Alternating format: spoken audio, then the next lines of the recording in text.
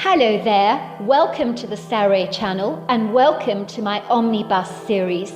I've got so many of these omnibuses that are going to come out so that you'll be able to listen to an hour's worth of stories, which I know you're going to love. You know, the thing is that telling stories is such a fine art, and it's something that was practiced hundreds of years ago when people didn't have the technology that we have today. And everyone would gather around the fire and listen to a wonderful story. And also, what is so wonderful about a story is that personally, I think it is the best way to go to sleep. Every night when I go to bed, I always listen to stories.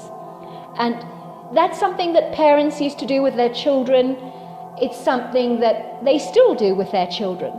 There's nothing better than a good story. And so I hope you're going to enjoy this series. And before we start, I just want to say, do subscribe to my channel because you don't want to miss out on anything. Because I'm in for the long haul and I want to make sure that you get the most stunning stories to go to bed with at night or to listen to when you want to be one of those people sitting beside the fire and listening. Don't forget to subscribe to my channel and let's get started. I hope you're going to enjoy the omnibus.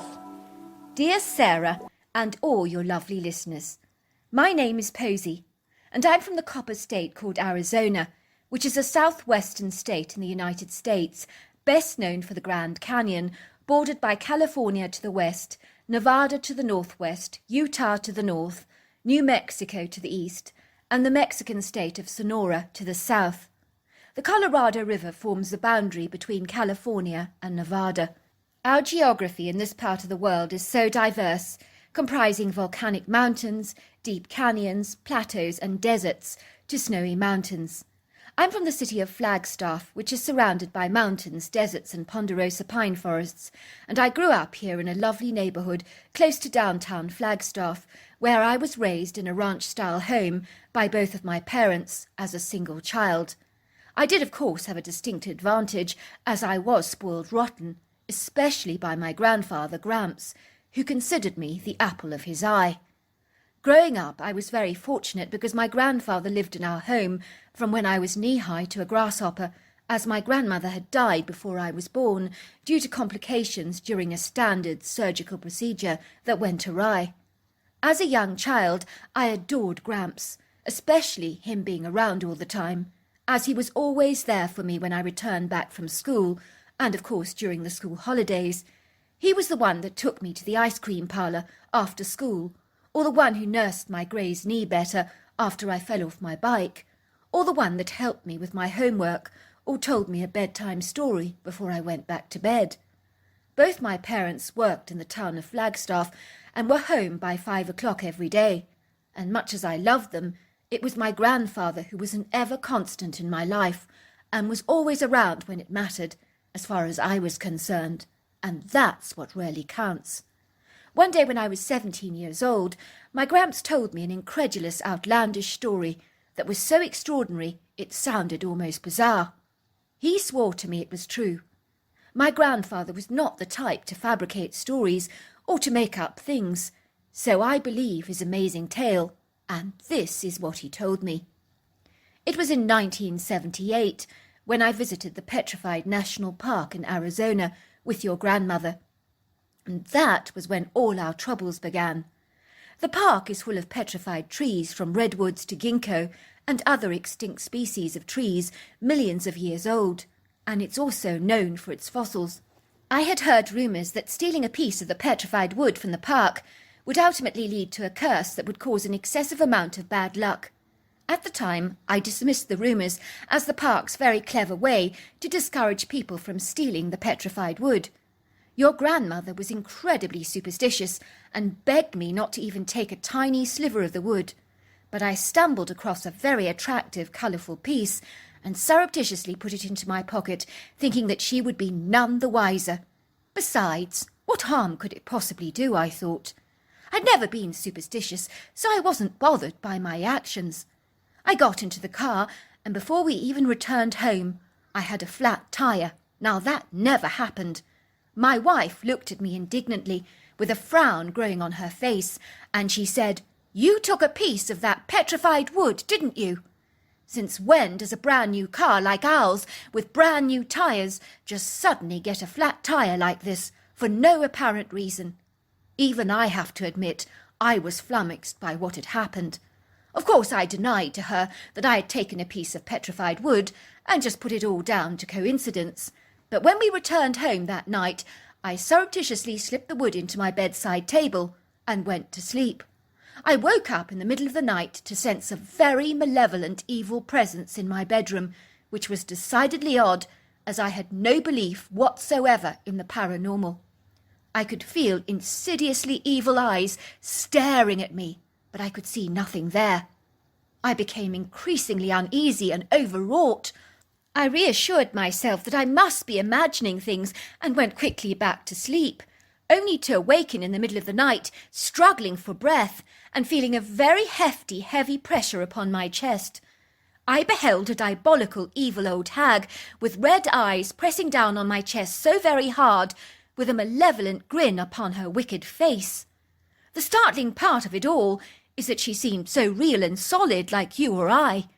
I was powerless to even move a muscle of my body, and after a few moments she vaporized before my very eyes in what seemed like a whiff of smoke, and was gone from my sight. I felt as if I'd been submerged under water for a long time, and was not able to breathe. So I remember coughing up copious amounts of water, really as if I had been drowning in a pool. It was decidedly bizarre. A few hours later, at 2 o'clock in the morning, when the telephone began to ring and ring, I didn't answer it for a while. I had a huge inkling that I was about to hear some grim, really unwelcome, horrifying news, and I wasn't wrong. I was informed by my best friend's wife that Pete, my very best friend, had been run over crossing the road during the night to get a takeaway. I put down the receiver and stared blankly at the walls, and it was like my grievous tears became frozen. I was so traumatized that I wasn't able to cry at all. It was as if my afflicted emotions had become anesthetized. I was benumbed by the shock of what I had just heard. The following days things were, I'm glad to say, normal, and nothing seemed to go wrong, but there was such a looming heaviness over my life. It was almost like I had physically gained over 600 pounds in an instant, because I felt weighed down by everything that I did, and it became such an effort. I must admit I was very scared to go to bed every night. I dreaded the idea of that mysterious hag returning. So I stayed awake, and I swear you that I physically saw oppressive, looming dark shadows moving in and out of my bedroom walls. I mean, I'm not talking about just shadows, I'm talking about real shadow people. And they were watching me. But they were so dark I couldn't discern their eyes, but I could feel them, for they were like daggers, those eyes, going right through you. They gave you the sense of foreboding, and it was just awful. I wanted to scream, but I held my tongue because I didn't want to startle your grandmother, who was fast asleep at the time. The next morning it was your grandmother's routine surgery that required a minor anaesthetic, which wasn't anything to really worry about. But since I'd got that piece of wood, things in my life had certainly started to go wrong. So I begged your grandmother not to go through with the surgery, and she said, "Why should I worry about a standard procedure like this? It's not as if you brought any of that cursed wood back with you from the forests, did you?" I'm ashamed to admit that I didn't want to admit to your grandmother that I had betrayed her trust, and that I'd actually pinched a piece of that wood. I reassured myself that there was no way that anything could go wrong for a standard procedure like this. I was waiting in the reception area later that day when the doctor called me over to one of the consulting rooms, and then I knew that something was very seriously wrong. The poor man was trembling so much, and his face was very stern and grim. He said, "Mr. Bellingham, I am very, very sorry. We did everything we could to save your wife, but sadly and very tragically she passed away. We believe she had negative reactions to the anaesthetic. This has never happened to us before, and we are very sorry indeed." Well, when I lost your grandmother, my world fell apart. I was a broken, very traumatized man who felt responsible for my wife's death. I knew I had to get in touch with the psychic to ask what I should do about the piece of petrified wood that I'd stolen from the forest, because I now knew that it was cursed. I didn't believe it. I knew it. I was phoning to make an appointment with her when she said, "Mr. Bellingham, I don't want you to come to my house, for I fear the negative repercussions from your visit. You have something in your possession that is resonating at a very low frequency, and it has brought your vibration to a very low level indeed. This means it's a magnet to all things evil and dark. You are attracting dark negative forces to yourself like moths to a light, as like attracts like. You need to put this possession in a locked copper box to ground it, and never expose it to the light of day ever again. And then your frequency will return to normal after about 24 to 48 hours. So I did everything the psychic told me to do, and like clockwork my life returned to normal. Within 2 days, things began to get good again, and I was no longer visited by that hag, nor did I encounter those dark, shadowy figures in the walls. So that was the story that my grandfather told me. Fast forward to the summer of 2005, after my grandfather tragically passed away. As you can imagine, I was completely devastated. This was after a long, drawn-out illness. I was going to take his ashes to Redwood National Park in California, where he wanted to be scattered, as he adored those redwood trees. My best friend and I drove there, and in the glove compartment of my car, I had my grandfather's little copper container that housed the cursed piece of wood. I had brought it along in the car with me to tell Susan all about it, as she loved all things esoteric and outer-worldly, and I thought it would be an interesting conversation piece. "Thanks, Susan," I said as she climbed into the seat next to mine. "I'm so grateful that you're coming with me on this trip. I really could do with the company." "Are you kidding?" she said. "I wouldn't miss it for the entire world. Do you know how long I've wanted to see one of those redwood trees? I've heard so many incredible reports about the Redwood Park in California and how beautiful it is. I've always wanted to hug a 2,000-year-old tree and feel its energy." "Why did your grandfather want to be scattered there of all places?" she asked me curiously. "He wanted to be buried with the redwoods because they're the tallest trees in the world and therefore the closest trees to heaven. That's how he saw it." "I didn't know that your grandfather was spiritual or even religious," she said. "Well, he became that way after he realized that there was a spiritual realm, because he has encountered demonic beings in his life, and so he knows now that that is not all there is." "Now that is intriguing," said Susan, getting excited. "Did your grandfather tell you about his incredible experiences of the paranormal? Because if he did, please tell me. You know how fascinated I am by the beguiling world of the mysterious and all things that defy rational explanation.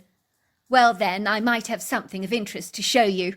If you open my glove compartment, you'll find a copper container in there. But whatever you do, don't open it up, because it's cursed." "Are you being serious?" said Susan, looking enthralled. "Why on earth are you carrying it in the car with you then? Are you completely mad?" She began to read the inscription on the copper container, which read, "In God we place our trust." "I just wanted to show it to you. As long as you don't open it, it's fine. I like keeping it around me. It reminds me of Gramps, and of course the incredible story he told me." "What's in it?" said Susan, beginning to shake the container vigorously, like a box of Smarties. "Please don't do that, Susan. Don't shake the container, I mean. It's a piece of petrified wood that's cursed. That's what it is."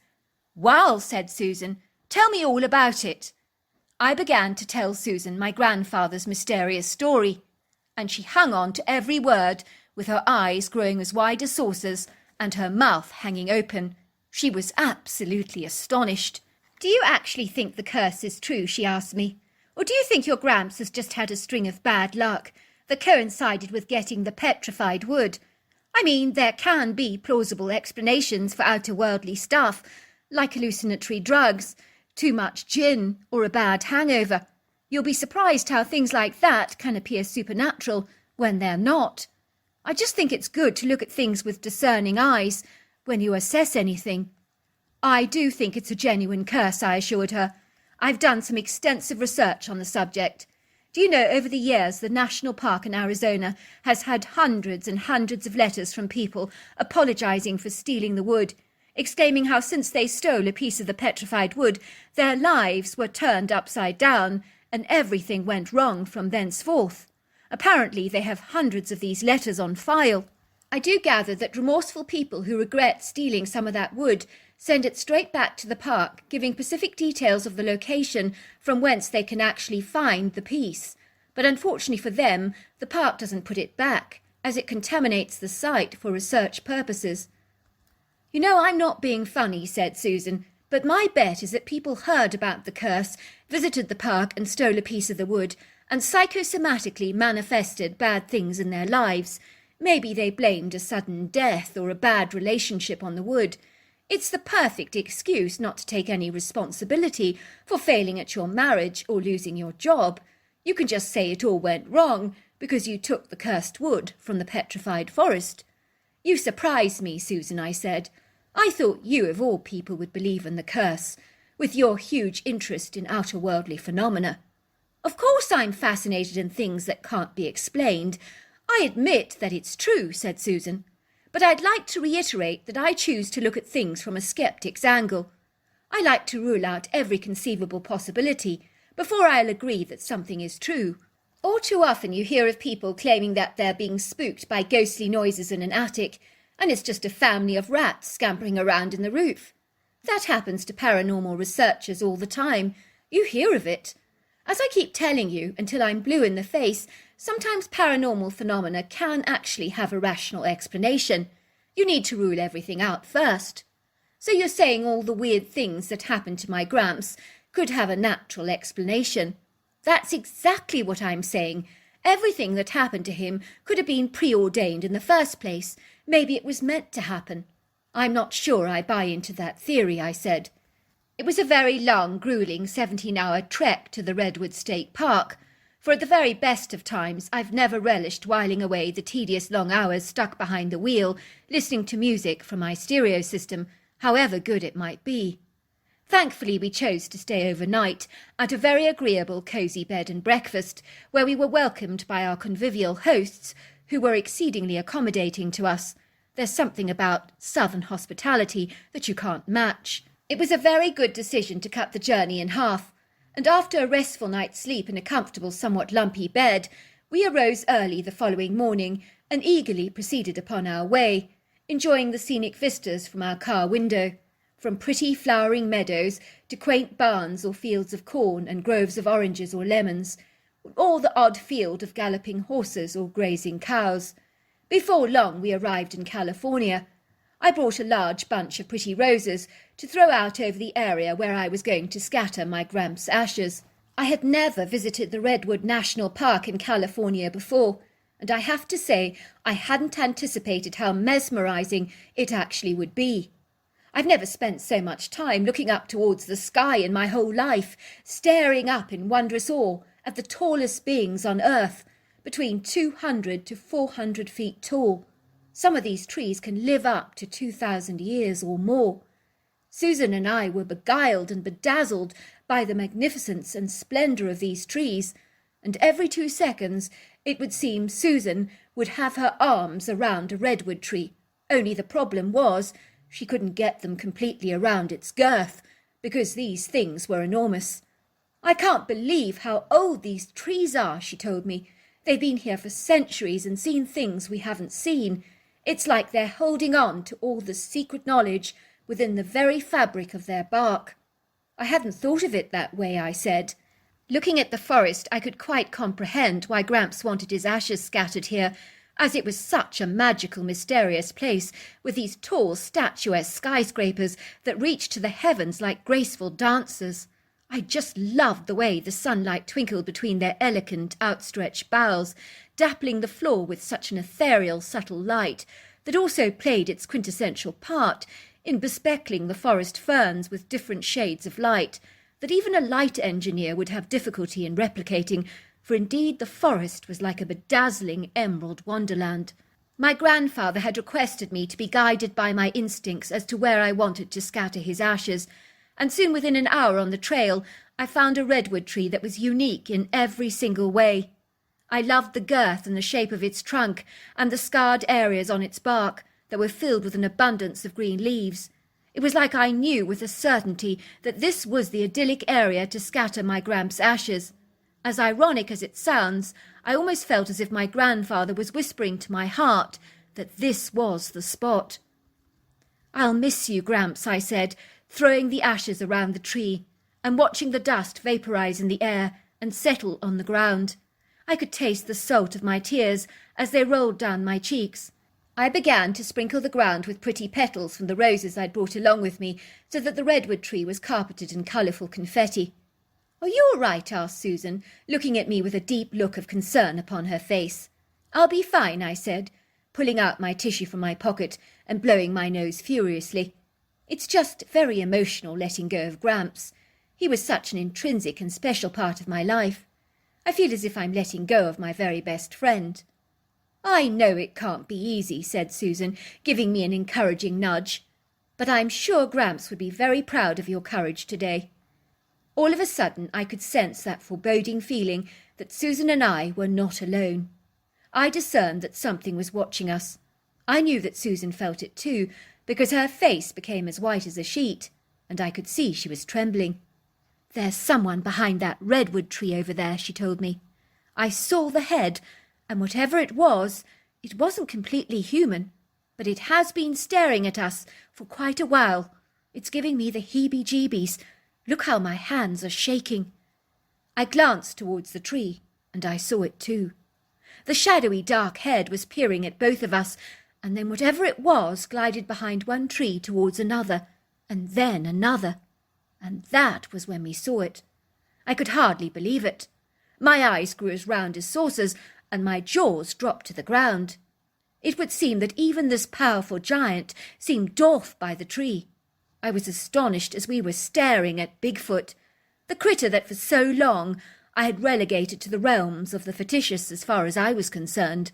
I had secretly concluded to myself that anyone who believed in such a spurious being was not of sound mind, yet the critter was making its presence known to me, and I sensed it wanted to be seen by us. I was always under the impression the creature was elusive and evasive, so what on earth did it want with us, I wondered, and why was it giving us its undivided attention? I was not afraid of the Bigfoot, although I should have been, given its great size and girth, for I'm not exaggerating when I say it was easily between 7 to 8 foot tall, and 3 foot wide across the chest area, and possibly between 600 to 700 pounds. But please don't take me literally on these facts, because they're just estimates based on my perception. I do know the critter was covered in silky grey hair that gleamed. Its head was distinctly cone-shaped, and it did have a neck that was thick and small, but was almost invisible buried beneath the layers of thick hair. I've heard people describe Bigfoot as like an ape-man, and I do understand where they're coming from. However, in my opinion, this critter was more like a wild man than an ape, as its face was distinctly human. I will say that the ape-like aspects of the creature were seen in its overlong arms and powerful sinewy body, and the strange shape of its head.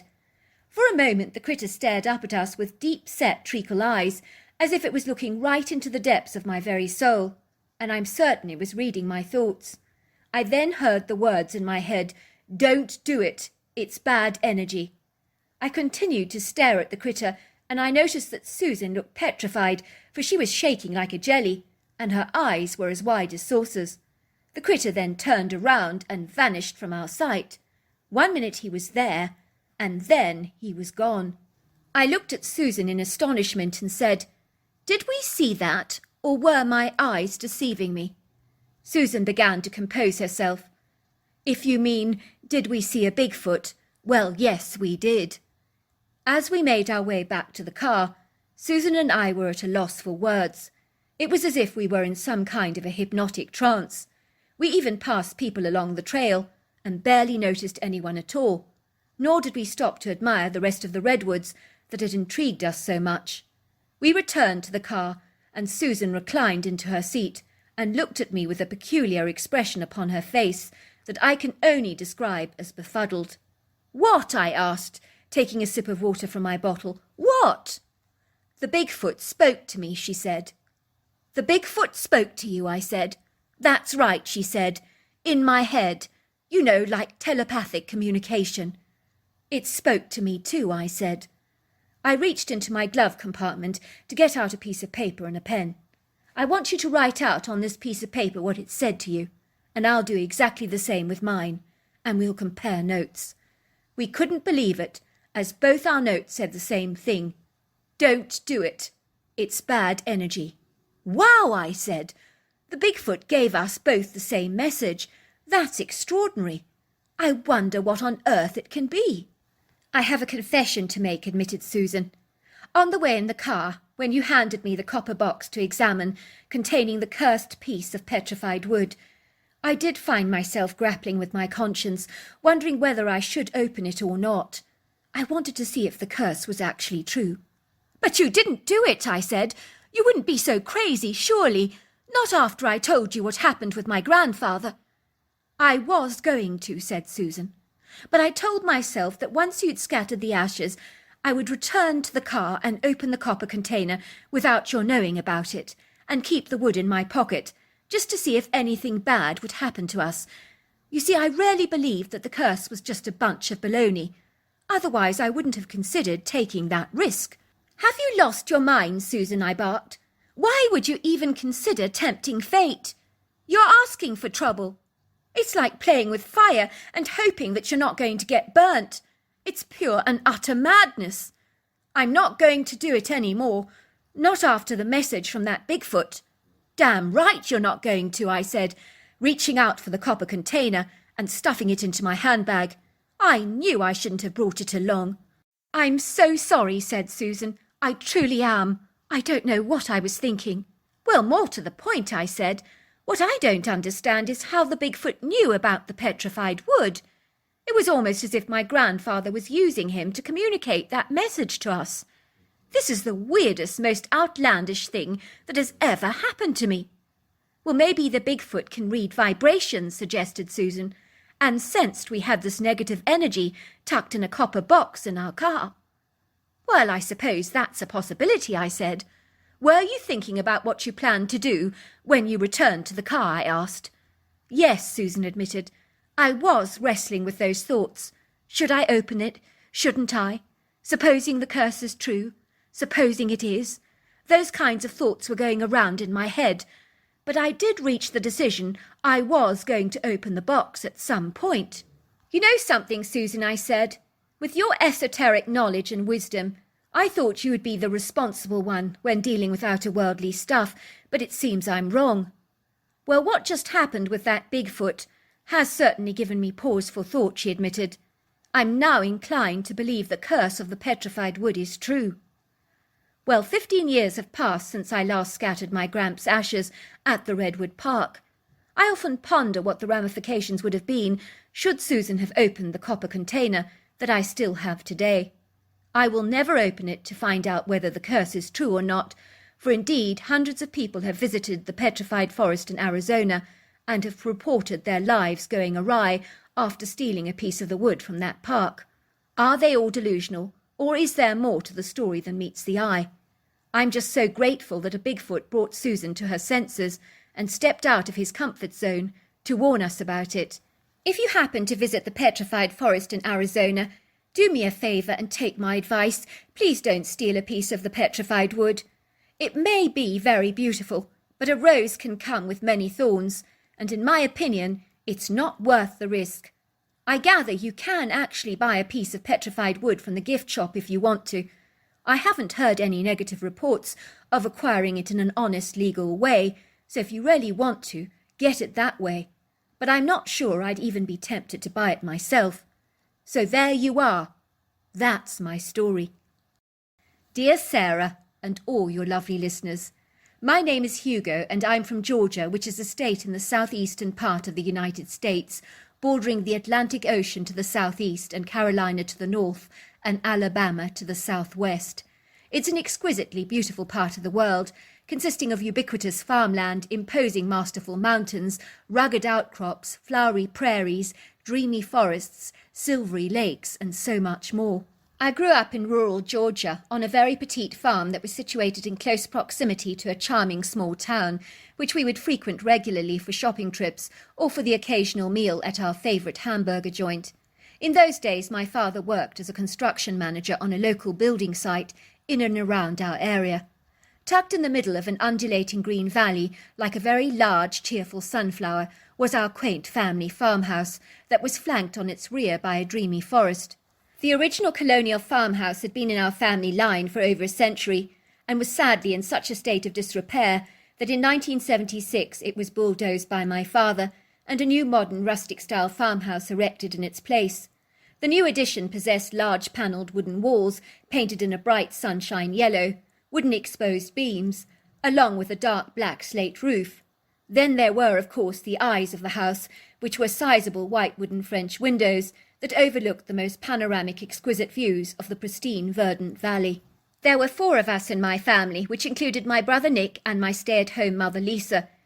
We lived in close proximity to the town, which meant we could get there in 20 minutes and buy ourselves sweets and ice creams, which was a regular occurrence for 2 hungry boys. We also lived close to other small neighbouring farms, which meant we could interact regularly with the local kids, so life was pretty good for us. My brother Nick and I loved nothing more than playing in the woods together. It was such a spectacular secret place for us. It was like our quintessential enchanted secret kingdom, away from the prying, nosy eyes of our parents. It consisted of very tall, statuesque cedar, beech, yellowwood and chestnut trees that were so very large that they towered up into the sky like masterful skyscrapers and provided a huge parasol above our heads, where pretty light twinkled through the curvaceous branches and leaves and delicately dappled the forest floor in a subtle ethereal luminescence. So many of the sculptural-looking trunks, branches and rocky boulders in this shaded sanctuary were resplendently swathed in glorious green velvety moss, and the underbrush or verdure consisted of lacy ferns, dogwood, lily of the valley, sorrel, bleeding hearts, and so much more. There was also an enchanting stream that zigzagged through the valley, where we would catch frogs or little fish with our nets as we paddled in the shallow water, for in those days all manner of moving things was a fascination to us boys. One thing I treasured about the forest was that it was always teeming and buzzing with activity from the charming indigenous woodland animals like the deer, the rabbits, the chipmunks and squirrels that were regularly seen scampering in the brush. My brother and I would play cops and robbers and cowboys and Indians together. I so fancied myself as a bold, brave Indian warrior called White Hawk, and I would wear bright, colourful war paint on my face. I also possessed my own fabulously glamorous Indian headdress made from real eagle's feathers, along with an Indian war buck shirt, decorated with ermine tails and hair, and exquisitely decorated with intricate bead and quilt work and matching suede fringe leggings, while my brother had a real black leather cowboy hat, black cowboy boots, and a large, highly ornate buckle belt with the emblem of an eagle upon it. We always felt like the real deal when we played our games together. Then there were less favourable times that my brother and I would experience an inauspicious uneasiness in the grove that we could not explain. And it would be times like this when the tranquil peace of the sylvan would suddenly dissipate like the smoke from a chimney, to be replaced by a menacing, dark, oppressive, hostile ambience that would overcome us like the pressure of a boa constrictor gradually squeezing the very life out of you. The bird song would just dissipate in a single instant, and everything would become airily still and very gloomy and repressive. We instinctively sensed we weren't alone, and being watched by a pair of ferocious, predatory eyes. We would discern the brush swaying and indenting inwards, as if seemingly being pressed down by a pair of unseen feet, but no one was physically there. In a trice the breeze would pick up its intensity and pace, and would whistle and wail. We would hear these strange whispers as if something was calling out our names. If that wasn't discomposing enough for you, we were often assaulted by a barrage of stones that were hurled at us like flying bullets from a loaded gun, and this would be followed by the most menacing, foreboding screams that were so terrifying my hair would stand up on end and my blood would grow as cold as ice. It was creepy, sinister times like this that would mean that we would run back to the farmhouse in a total panic, and my mother would always reassure us. Forests are often portals for supernatural activity, she would tell us, so when the portal opens, make sure you leave the forest and only return when it's normal again. How do we know when the portal is open? I asked my mother. Well, it's very simple. When everything starts to get strange in the woods, you know that the portal is opened. That's when you need to leave and return. That's when the birds begin to stop singing. That's when everything becomes ominous. That's when you leave. You return when the birds begin to sing again. That's when you can play around in the woods to your heart's delight, because that's when the portal is closed. One day, as my brother and I were playing cowboys and Indians together in the woods, I suddenly sensed that I was being watched and studied and scrutinized, and icy chills travelled down my spine. And that was when I saw this demonical creature staring at me through a curtain of shrubbery. Whatever in God's name that it was, it appeared to be giant-like, covered in thick, dark black hair, with the most insidious evil eyes that I've ever seen. I was certain that a demon had entered the woods through the open portal. I shouted to my brother, "Run!" And this grotesquely ugly, duplicitous-looking beast thundered through the shrubbery like a rhino in the thicket and began to chase us. And every step it took, it seemed like the ground pounded and heaved under his sizable weight. I could smell the lingering, rank odour of his sulphurous breath behind me and feel its vaporous mist moisten my neck. I recall he snorted like a horse as he ran. Then the most appalling thing happened that is only made out of the stuff of your darkest, most traumatic nightmares. This hideously gross creature seized me with one of his colossal, human-like hands. I found myself being grasped in his chubby fingers like a soccer ball. For a moment, time stood painfully still, and this was the largest second of my entire life that seemed to last for an entire lifetime. I wanted to scream, but I could not, as my vocal cords seemed restrained, suppressed, or even paralysed by the sheer intensity of my fear. I could hear my brother's frantic cries as he screamed at the beast in an act of extraordinary courage. "Leave my brother alone! Leave my brother alone!" he shrieked, picking up a rock and throwing it at the critter, where it landed yards away from one of his huge, hairy feet. This valiant, heroic act of plucky courage on my brother's part was not received favourably by this macho creature, who clearly felt belittled and humiliated, and his anger was compounded. It was almost as though his ego had been bruised and battered by a silly little boy, and he was having none of that. The critter ground his teeth together angrily, and in an act of defiant rage, he lifted me up in his arms and was about to hurl me into the trunk of a large cedar tree, when all of a sudden he became distracted by the rumbling sound of rocks being displaced as something of ample size appeared to be racing towards us so incredibly fast that it sounded like a steam train on full throttle coming towards us. The next thing I knew was that this large grey beast that was of the same species as the monster, but of a gentle countenance and kindly disposition altogether, seized me out of the hands of the monster with an almighty tugging action, whereupon I was released from its grip. This grey creature gently placed me on the ground, almost as if I was a fragile china doll that could so easily break, while he began to launch a vicious attack upon the monster that had seized me. My brother and I raced back to the house as fast as we could, with our hearts thumping violently in our chests and our brows sweating profusely. We could hear the two critters growling and screaming behind us, and the ground groaned as they lashed out at each other like two boxers in a ring, clearly caught up in a heated, antagonistic brawl. My brother and I ran hurriedly into the kitchen, slamming the door behind us as fast as we could, and for a long while neither of us said a word, for we were so stunned, fixated and spaced out by the experience. I think we were suspended in a state of benumbed disbelief that seemed to anaesthetize our emotions. "I thought you were dead," said my brother, choking up with tears. "I thought I'd lost my best friend in the whole world." "I also thought I was a goner," I admitted to my brother. "You realise that that grey humanoid critter saved your life." "What are these things?" I asked my brother. "They look human, but they're not human. And they look like apes, but they're not apes. It's more like a mixture of both. I wish I knew what they were, he said. I have no idea.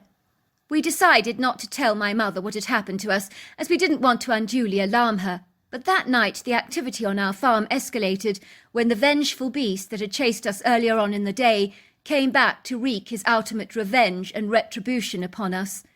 I was awoken from a deep slumber at about 1 o'clock in the morning with a very unsettling, uneasy feeling that something was distinctly off. When I heard my father's rattled voice piping, "What the heck is going on?"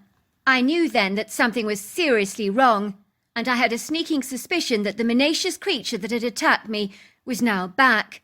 That was when we heard thumping and crashing sounds, as if something hefty and heavy was loitering on our rooftop and banging all the pipes. I knew at once who and what it was.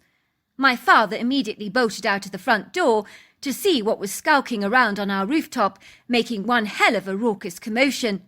My dad quickly came scurrying back indoors, slamming the door behind him and frantically locking it. I discerned his face had become as white as a sheet, and his petrified wide eyes as round as saucers. He began to hyperventilate as his breathing escalated in a speed becoming so rapid that he could barely talk. "What did you see, Stephen?" said my mother, growing alarmed. "You're scaring me." My father continued to breathe fast, and then he said, "Monster. There's a monster on the roof." My mother began to laugh. "You are joking, Stephen." No, he's not," I piped. "This monster, Mum, it chased us today from the woods, and he's back again to wreak his revenge." "He nearly killed Hugo," said my brother. My mother's face became distraught and discomposed. "We must call the sheriff at once." "Are you kidding, Lisa?" said my father. "If we call the sheriff, he'll end up being seized and killed by the beast. I can't have that on my conscience, for the sheriff is no match for a creature like this. Have you seen the size of the thing? It's a ridiculous idea. I'm going to have to kill it myself with my high-caliber rifle." "How are you going to do that?" my mother piped. "Look at the state you're in. I doubt you're capable of firing at anything with a clear shot." "With a little Dutch courage, Lisa," said my father, "and I'll be good to go," he said, taking a few swigs of brandy and downing it like a fizzy can of Coca-Cola.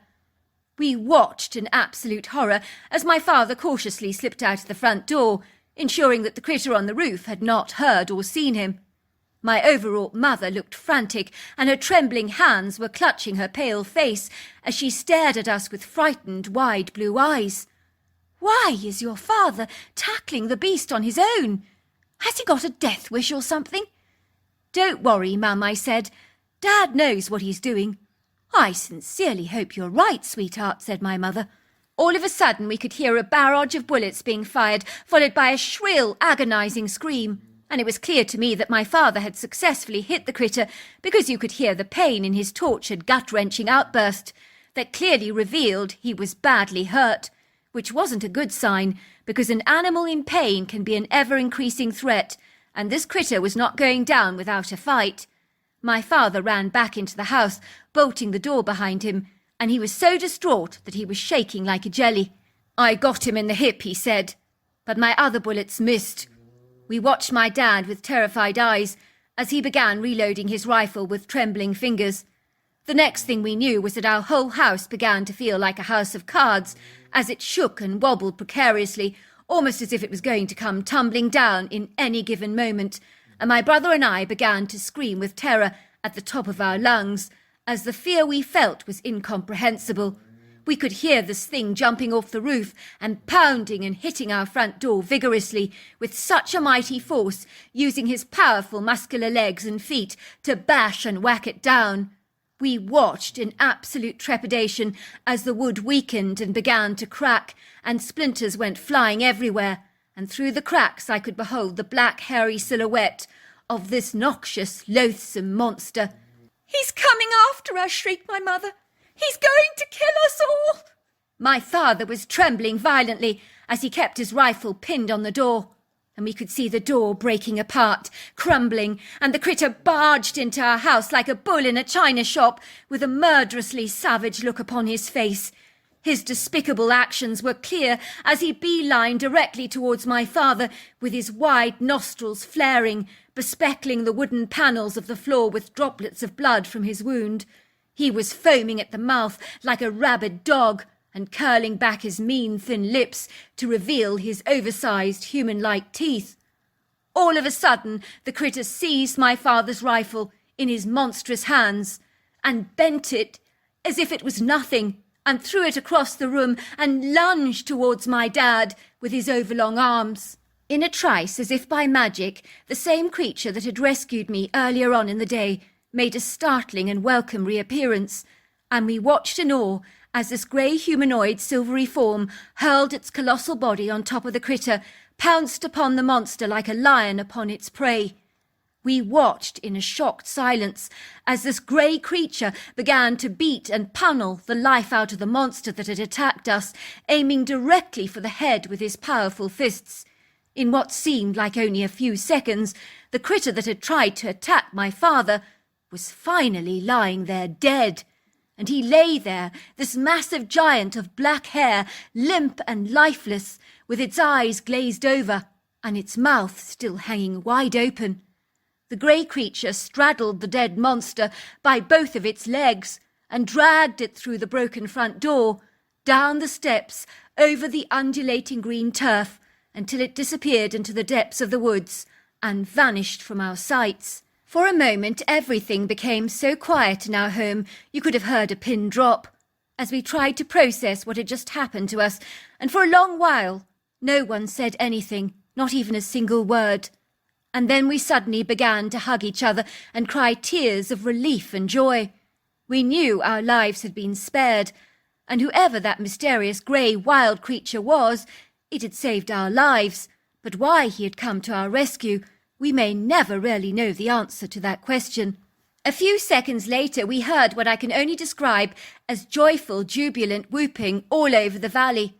And these rapturous cries of delight went on all night and continued for an entire week, and I'm not joking either. It would seem we weren't alone in our relief in the critter's demise, as other like-minded creatures like us were clearly delighted to see his end. At that time no one had ever heard of Bigfoot, so we ascertained that the creatures we had encountered were some kind of wild men with ape-like influences to their appearance. Both the creatures must have been about 8 foot tall, with barrel-shaped humanoid torsos and hefty Herculean-sized shoulders, with overlong arms and powerful, sturdy, sinewy legs. The grey wild man had long, flowing, silvery hair, while the one that attacked me had short tufts of dense, dark hair. They both possessed cone-shaped heads that folded into the shoulders in a smooth sweep, and we did not discern any neck to speak of. Not to say that there wasn't one, we just never saw it. It would seem that both critters had human-like faces, only their noses were very flat and wide, and their eyes deep-set and dark. Soon our lives returned to normal, and once again we were happily playing cowboys and Indians in the wood without incurring any trouble. One day when my brother and I were happily sitting by the stream throwing rocks in the water, I sensed that something was watching us, but it didn't feel menacing. We both turned around and saw the grey wild man that had saved our lives. He was looking at us with an inquisitive curiosity, and we were not even remotely afraid, as he had such a warm nature and a kind expression in his eyes.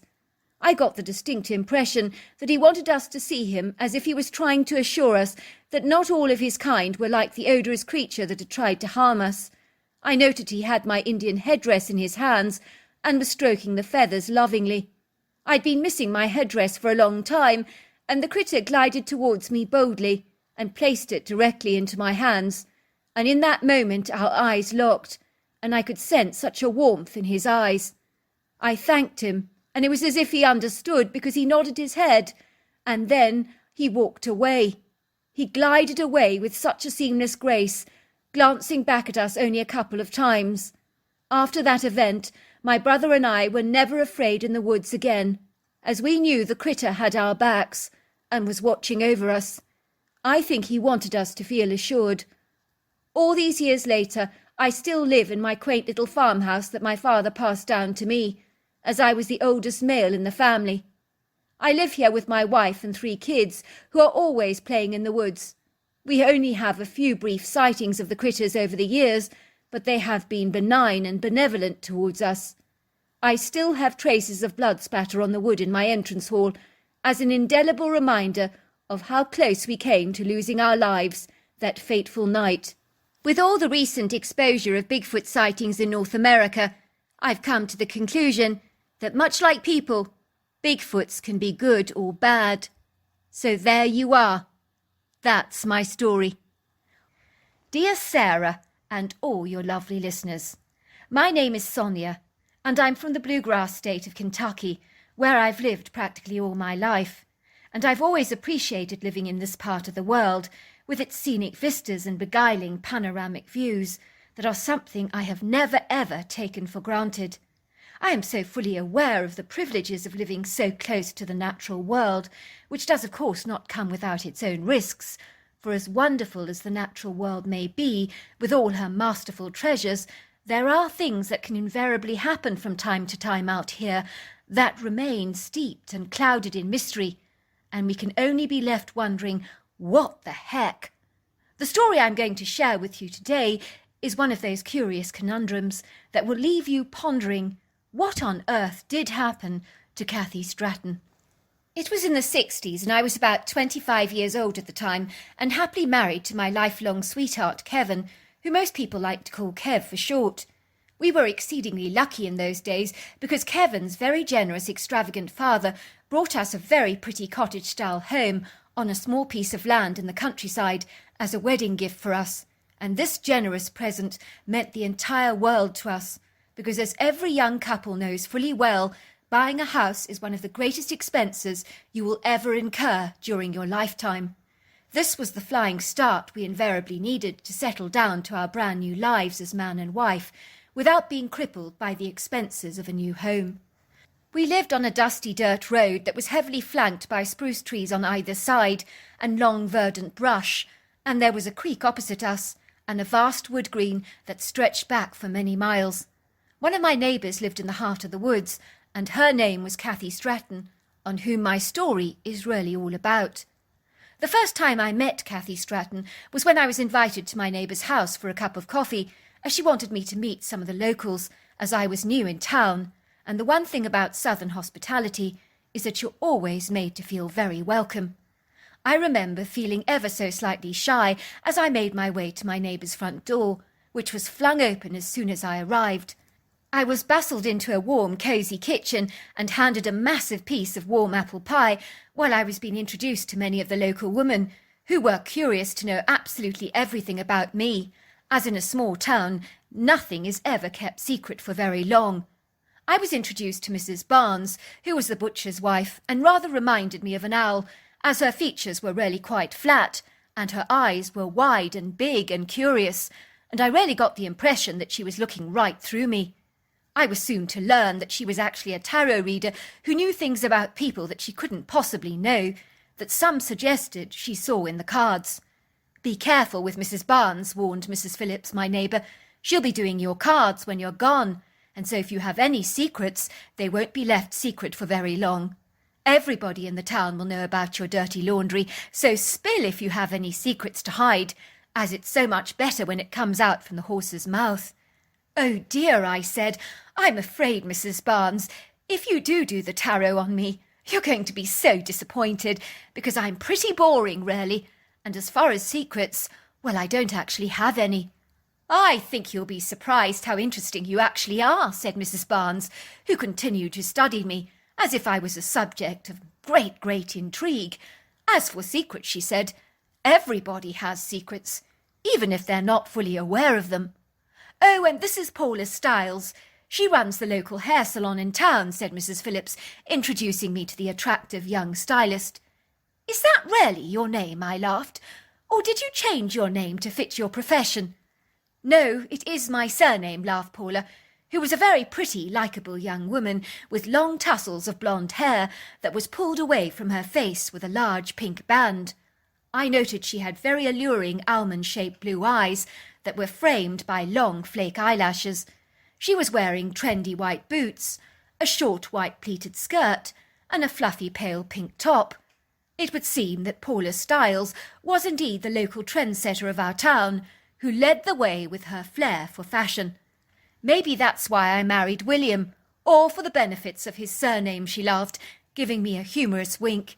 Everyone was talking and laughing and having a great time, but one pretty woman in the corner of the kitchen looked exceedingly out of place and awkward and shy. I noticed her at once, as she reminded me of a gentle doe. She had long, gleaming brown chestnut hair and frightened-looking hazel eyes. I noted that she was wearing a very neat, meticulous purple cashmere cardigan with a straight vertical line of pearly buttons, complemented by a full-bodied skirt with a white pair of flat court shoes. Mrs. Phillips, my host, introduced me to her. "This is Cathy Stratton. She lives over there in the woods with her husband," she said to me. "Hello, Cathy," I said. "It's lovely to meet you." "Likewise," she said, in a very gentle voice. The moment that I met Cathy Stratton, I felt a deep connection with her, which was very peculiar, given she was desperately shy and very unassuming. But the only way I can describe that feeling was I felt that I'd known her before, maybe in another time or another lifetime, but there was this spark between us, and I perceived that she felt it too. "Do I know you?" she asked me awkwardly. "I feel as if I've met you before." And so began my extraordinary friendship with Cathy Stratton, and within 6 months Cathy and I had become the very best of girlfriends, and it was an unlikely friendship, as Cathy was exceedingly introverted, and we were both very different, but for some reason we got on famously together, as if we'd known each other all our lives. For some reason I was able to open her up and get her to talk much more freely. People in the town commented that Cathy was coming out of her shell and blossoming. "I don't know what you've done, Sonia, but well done to you," said Paula Styles, applauding me. "Ever since you moved into town, well, Cathy's much more talkative these days, so much more fun to be around, and she's become more like one of the girls, not like on the outside looking in, if you understand what I'm saying. Even during her appointments at the hair salon, she talks to the people and tells us all about the wildlife in the woods. Before then, she never told us a thing." Cathy lived in a very pretty house in the woods that overlooked an enchanting magical silvery stream that meandered through the valley. The house was aesthetically pleasing, symmetrical and modern in design, with seamless floor-to-ceiling glass windows that opened up onto a wraparound wooden deck. It possessed whitewashed wood-panelled walls, pretty sash windows, and a grey slate roof. It had been built by her husband, who I gather was an extraordinary carpenter. I was to learn that the couple loved nature and enjoyed being close to the indigenous wildlife. "I've always wanted to live in the woods," she told me once, "surrounded by trees and the whistling wind. It was something I dreamed of all my life. I love being able to watch the wildlife, and I've befriended some raccoons that were so skittish at first, but are now eating out of my hands. We also get deer coming close to the house, and I leave apples out for them, which they love." My strange, incredulous story begins when Cathy simultaneously popped over to my house for a casual cup of tea and a delicious slice of my chocolate cake, which was a regular thing to do in those days, as we didn't have the benefits of social media, so popping around for a chat was a normal thing to do. On this particular occasion, her usually meticulous appearance was much more dishevelled, as not all of her buttons on her electric blue cashmere jumper were actually buttoned up correctly. She was wearing 2 different shoes on either of her feet, one that was white and the other tan. It wasn't like her to be this slapdash. I also noticed that her countenance looked rather flustered and upset. "Something completely terrible has happened," she told me. 2 of the raccoons that I befriended, I found them lying dead on my front doorstep yesterday morning. It was like they'd been left there purposely for me, as some kind of an insidious warning message. "But who would do such a dreadful thing?" I said. "There's something in the woods," she said, lowering her voice to a faint whisper. "There's something watching me, and it feels menacing and very disturbing, whatever it is." "I'm sure you're imagining things, Cathy," I told her. "You don't understand," exclaimed Cathy. "Something is watching our home, and whatever it is, it wants me," she said. In the weeks that followed, Cathy began to visibly change, and it was so noticeable that people in the local town began to make commentary on her, and to speculate as to what on earth was going on in her life. It was like she'd fallen apart at the seams before our very eyes, like a scrambled jigsaw puzzle that had lost all its pieces. "There's something going on with the poor mite," said Mrs. Phillips. "She's not herself, the poor thing. It's like she seems rather spaced out these days. Something is clearly troubling her. I noticed the other day she was wearing one pink sock and one blue sock with her sneakers. She's never done something like that before. She's normally such a flawless dresser. She never has a single hair out of place normally, but without wishing to sound rude, her hair looked rather messed up. Well, she does usually visit my salon once a week for a wash and blow-dry, but she hasn't booked an appointment with me for weeks," admitted Paula. "So something's going on with her. She used to be so particular about her appointments, couldn't bear it if her hair was out of alignment, but now she doesn't seem bothered. Maybe she's having trouble in her marriage, or possibly financial issues," said Mrs. Phillips. "It's definitely not that," said Mrs. Barnes. "I've done her tarot cards, and she has no issues with her marriage nor with her finances. I get the distinct impression from what I'm reading in the cards that something sinister and evil close to home is causing her a great deal of distress. That's what the cards keep appearing to tell me, but they refuse to elaborate upon this mystery. Do you know anything, Sonia, as she is your best friend? All I know is that she thinks something is watching her in the woods that's making her feel alarmingly unsettled and uneasy. But these days she just clams up and doesn't say much about it. I think it's because I wasn't taking her claims very seriously, and that was the nail in the coffin for me, because she doesn't want to talk about it any more. You know how reticent and self-effacing she can sometimes be." As you can imagine, I was increasingly concerned by Kathy's strange behaviour, and so when I went to visit her, I brought along a pecan nut pie with me and a bunch of flowers to cheer her up. When she led me into the house, she was behaving very strangely, as she looked over her shoulder as if troubled by something in the brush, and bolted the door behind me and led me quickly into the kitchen. I was shocked to see that she was still wearing her pyjamas at 12 o'clock in the afternoon. It then hit me hard like a brick in the head. Was my best friend sick, I wondered? Had she been diagnosed with a deadly disease like cancer? Was this why she'd been so disorientated of late? It was all beginning to make perfect sense to me. At least I thought it was. But as usual, my misguided interpretations were way off target. "I'm worried about you, Kathy," I said. "Tell me what's going on. Have you got cancer?" Kathy was standing by the kettle, boiling the water for our coffees. "Cancer? Good grief, no," she said. "I haven't got cancer. What on earth gave you that impression? Do I look that bad?" "Well, you have looked better," I admitted. "Please tell me, what on earth is going on with you? Everyone in town has noticed that something's up with you." Kathy looked indignant. "So you've all been talking about me behind my back, have you? That's very nice. It's nice to know who your friends are. We're just worried about you, Kathy, that's all. Everybody cares about you here. And we're more than just a little concerned about you. Please tell us what's going on. I told you my problem a while ago, but you wouldn't listen to me." "You mean all that stuff you told me about being watched?" "Yes, that. And there is more, of course, but I'm scared to share any of it with you, because you'll think I've lost my mind, or should end up permanently locked up in a nut house." "One thing you're not is mad, Kathy," I assured her. "You are one of the most level-headed, practical people I know. Reserved, quiet, and contained, yes. But mad? Most definitely not. Well, you might change your mind about that when I tell you what happened to me." "Go on," I said. "I'm all ears." Kathy was holding her coffee mug so tightly with her hands that I could see the whites of her knuckles, and I could also discern that her jaw was tightly clenched. She took a quick sip of her coffee and looked at me directly in the eyes. "Do you believe in monsters?" she asked me. "Depends on what you consider a monster is. For example, whales are referred to as monsters of the deep, and dinosaurs are considered monsters from prehistoric times. What exactly are you getting at?" Kathy lowered her mug and looked straight at me.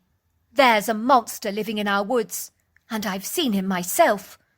At that, I didn't know quite how to react. "Where did you see it?" I asked. "Well, as you know, I've been feeling very unsettled of late, in fact for rather a long time, and I expressed my misgivings to Mike, but he reacted much like you and the rest of them and told me I was just imagining things. But it's hard to explain. When you know you're being watched, you just know. One morning I woke up and I was hanging some washing on the line. I felt that feeling again, that disturbing, horrifying feeling that something was watching me. And so I went to the house to bring out my rifle and went directly into the woods to search for the thing that was staring at me. And that was when I saw it. I watched as Kathy visibly began to shake as she told me what she'd seen. It was standing behind a spruce tree, holding up one of the large branches in its massive hands and pulling the branch towards him, backwards and forwards, rather like an elastic band. But this branch is something you and I, Sonia, physically wouldn't be able to move at all, because it would be way too heavy for us. But to this critter, it was nothing at all. That's how strong and powerful he was. I could sense the critter wanted me to see him, as he made absolutely no attempt to hide himself from me. It's funny, and I know it sounds odd, but I sensed that the creature rather fancied me. It was almost like he was strutting his stuff, rather like a peacock with its feathers. It was like he was showing off with a "look at me, look how strong I am" sort of thing. Well, why should that be funny, Kathy? You're a very attractive woman. But I'm not sure a monster could discern what an attractive woman actually is. But more to the point, what did this thing actually look like? You believe me? Asked Kathy, looking dumbfounded. I didn't think you would. Of course I believe you, I said. You may be a lot of things, Kathy, but a liar you most certainly are not. Thanks a lot for that, said Kathy, looking heartily relieved. It means a lot to me, she continued. Well, the critter looked like a combination of both man and beast. He was built like a giant, for power and speed, as the portions of his body were mighty. He was taller than our front door, which makes it easily over 8 foot tall, and it was easily as wide. I mean, this thing was burly, with a barrel chest and overlong arms like an ape. It was covered all over with long, ropish hair that was a greyish-brown colour. I think it almost looked like a wild man, but with ape-like influences. The face was so human, and this thing had a beard and a moustache, and long shoulder-length hair, and an unusually large head that was shaped rather like a dome. I believe you, I said. I only have to look at your face to see you're not making this stuff up. What on earth did the critter do? Well, as I told you, he was behaving like a peacock, really strutting his stuff. He really did look like he fancied himself.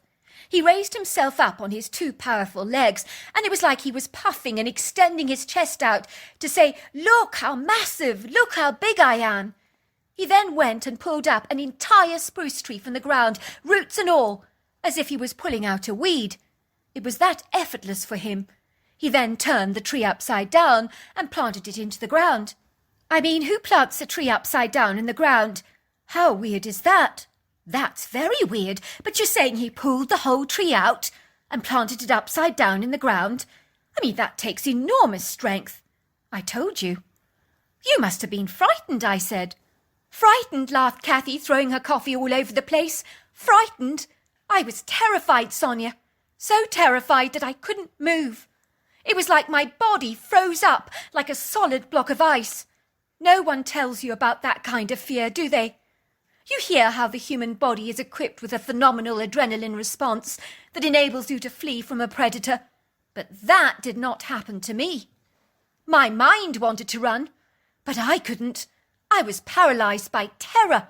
I promise you that that beast could have gobbled me up in a second if it had wanted to, then and there, because I couldn't have moved a muscle, even if I'd wanted to.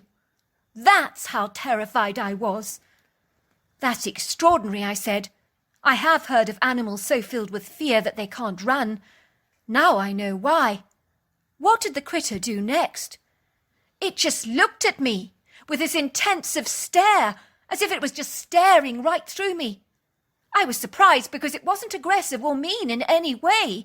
In fact, on the contrary, it seemed rather friendly and benign, as though it really rather liked me. And then it just glided away and was gone from my sight. Well then, that's good, I said. I mean, if it had intended to harm you, it would have already done so. But it left you alone, didn't he? So what's the problem? That's the trouble, Sonia. He hasn't left me alone. I feel and sense him watching me all the time, every single minute of the day. When my washing is dry, the critter actually collects it for me, like I used to. He puts it in the basket and leaves it on the front doorstep for me. And he's leaving me berries and apples and stuff like that, all on my doorstep. Wow, I said. I do think he's fallen in love with you, big time. That's what I'm worried about, said Kathy.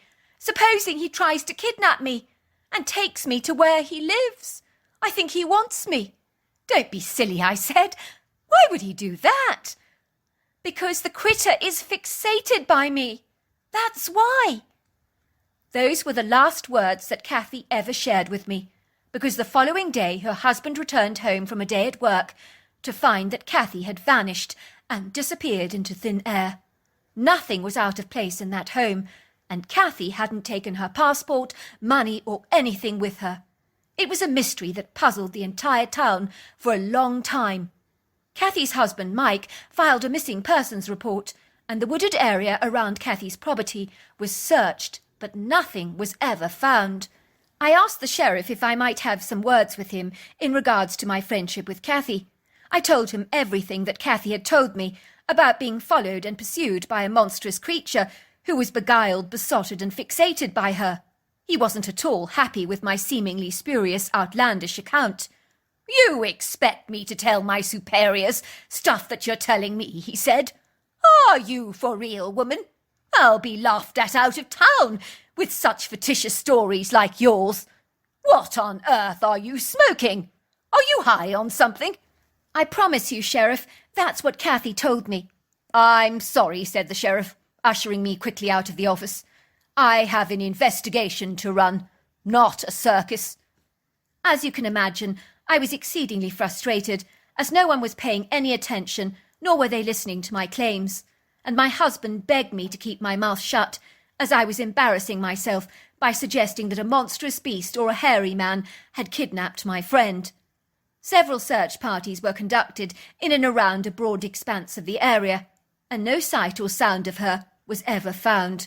Mrs. Pierce, the woman who did the tarot, discerned from reading the cards that Kathy Stratton had a secret love interest who was obsessed and beguiled by her, and that they had seemingly fallen passionately in love and run away in the sunset together to live happily ever after. But in my opinion, she had misinterpreted the cards, because I don't think Kathy went willingly. "The little minx," said Paula. "Who would have thought the likes of Kathy Stratton would have the brass neck to rush off into the sunset with a secret love interest? Good for her. I'd have never thought she had it in her. No wonder she looked so dishevelled all the time. It's the quiet ones you have to watch." "It all makes sense," agreed Paula Stiles. "I mean, that husband of hers was a real stick in the mud, wasn't he? I wouldn't blame her for running off to pastures new. I only wish she'd opened up to us about it, and the mysterious, elusive stranger that she was seeing. In truth, it would seem that nobody believed that Kathy was missing at all, and it would seem even the sheriff held those distinct views. He believed that Kathy had run off into the sunset with a tall, dark, sultry stranger who had swept her off her feet. But if that were indeed the case, why did she not divorce her husband, or at the very least leave him a note? But to disappear like that was not in Kathy's nature. Besides, she didn't even take any of her money or personal identification with her, and I believe that she was snatched by a besotted wild man that I believe fits the description of a Bigfoot. So maybe you can fill in the blanks as to what really did happen to Kathy Stratton. So there you are. That's my story.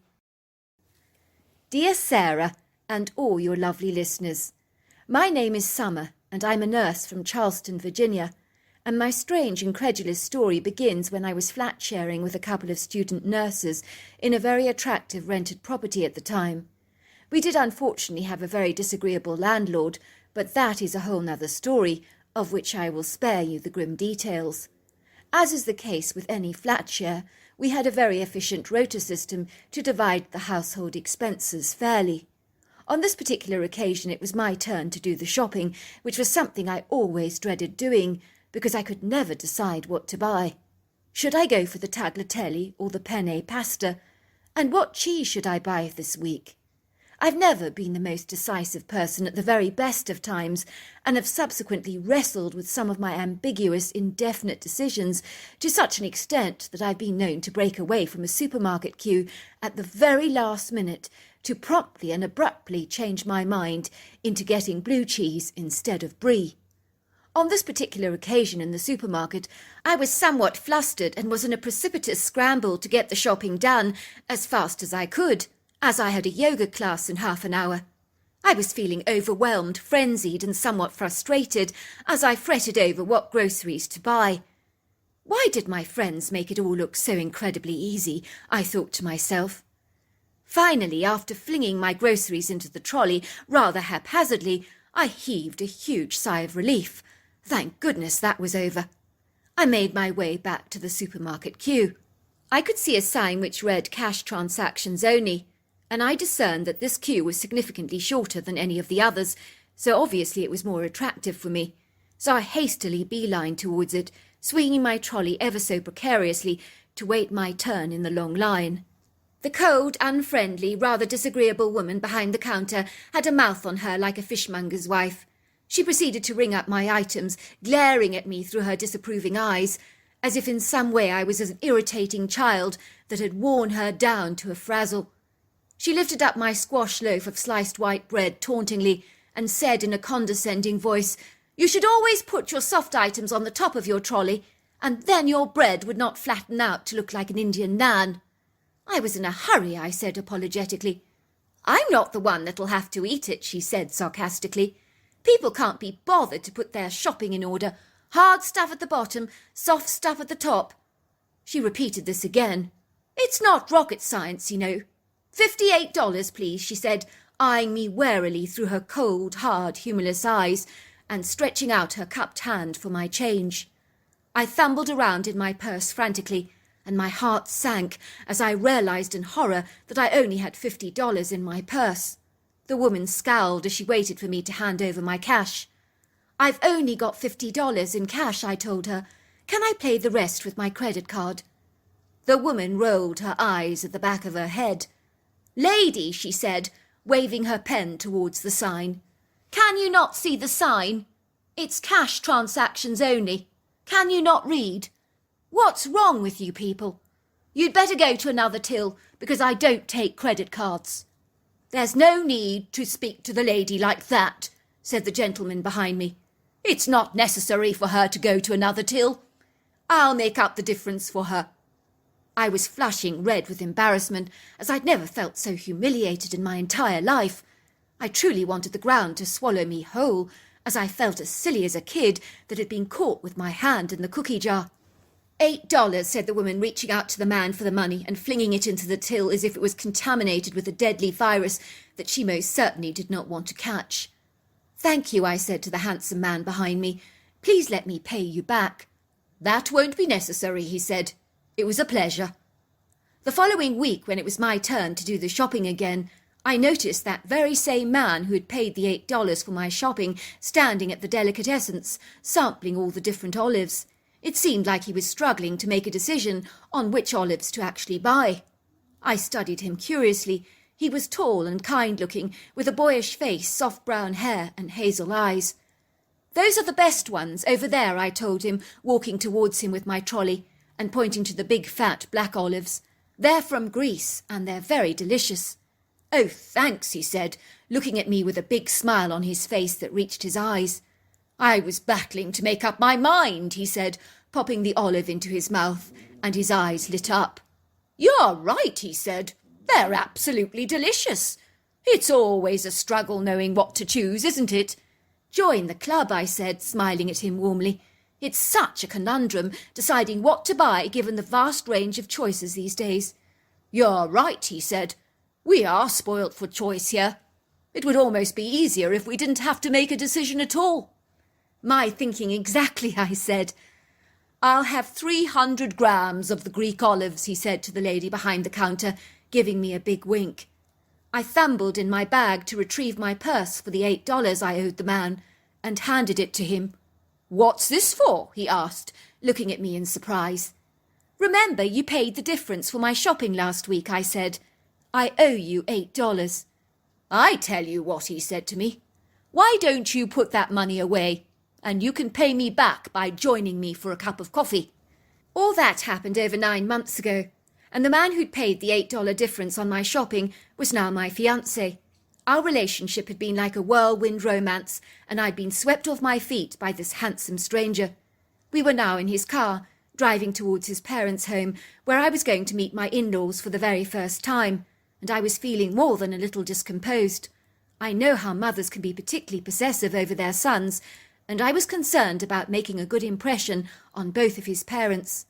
"Supposing they don't like me," I said to Chris, looking at him ever so nervously. "Not like you," laughed Chris, reaching out to squeeze my hand. "How could they not like you? One look at those soulful blue eyes of yours and your cute, quirky mannerisms. They're going to be smitten about you, as much as I was when I first laid eyes on you in that supermarket queue, being devoured for breakfast by that viciously savage shark of a woman." "Whereabouts do your parents live exactly?" I asked, glancing outside the window and enjoying the rich, resplendent views of the West Virginian countryside. They're consistent of verdant green valleys, flowering meadows, fields of corn, and so many more pleasing scenic vistas to feast my eyes upon. "They live in the countryside, on our large farm," he said. "It was where I grew up as a young boy. It's very nostalgic for me. I think I should warn you, my mother Christine is a very nervous woman. She wasn't like that before, but she had such a terrifying experience that led her to suffer from post-traumatic stress disorder. She's never been the same again." "How terrible," I said. "What happened to her?"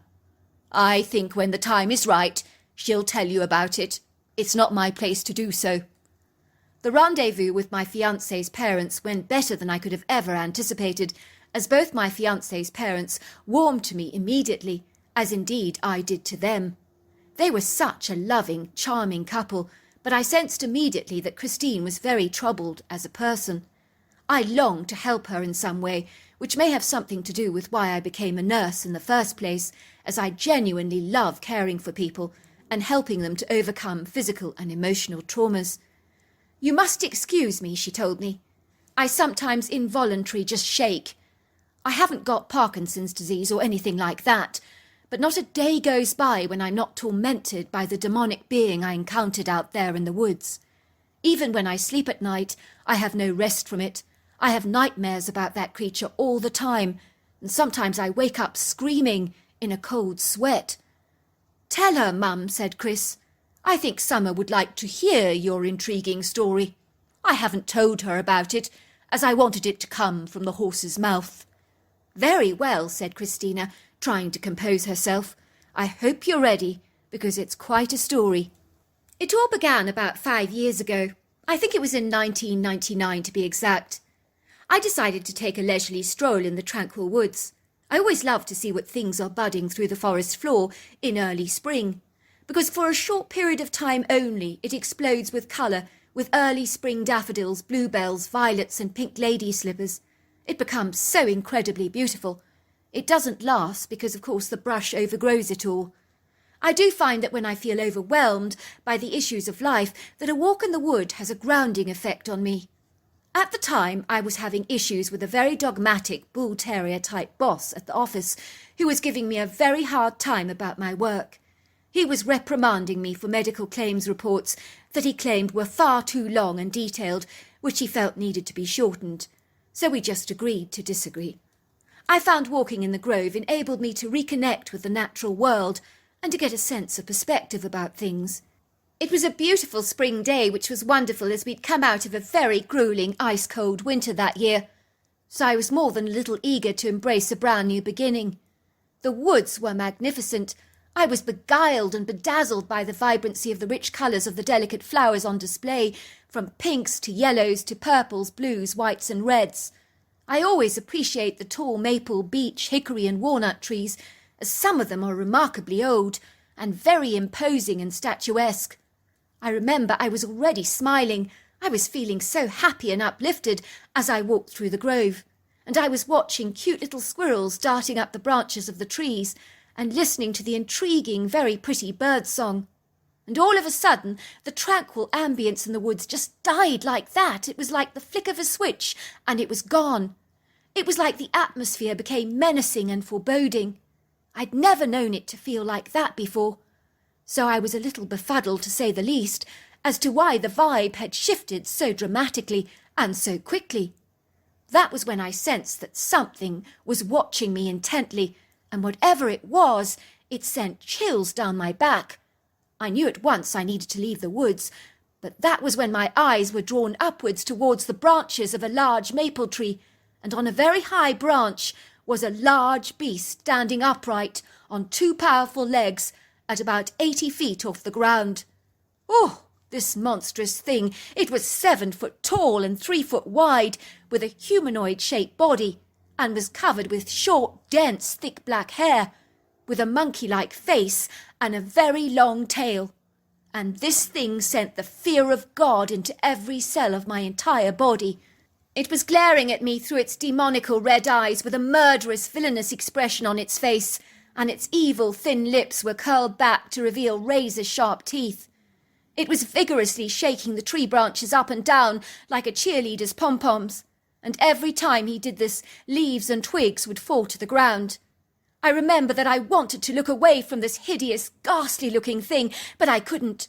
I wanted to turn around and flee back to the house as fast as I possibly could, but it was like I was held in a hypnotic trance by those evil, soulless eyes that were devoid of any compassion whatsoever. When I did somehow manage to break free from the creature's hypnotic hold, I began to hightail it back to the house as fast as I could. I heard the baleful creature bounce off the tree branch with the agility of a domestic cat, and it was in hot pursuit of me. I've never run so frantically in all my life before, but this thing was so close behind me, and I could hear its ominous, heavy breathing. It rather reminded me of a panting dog that was out of breath.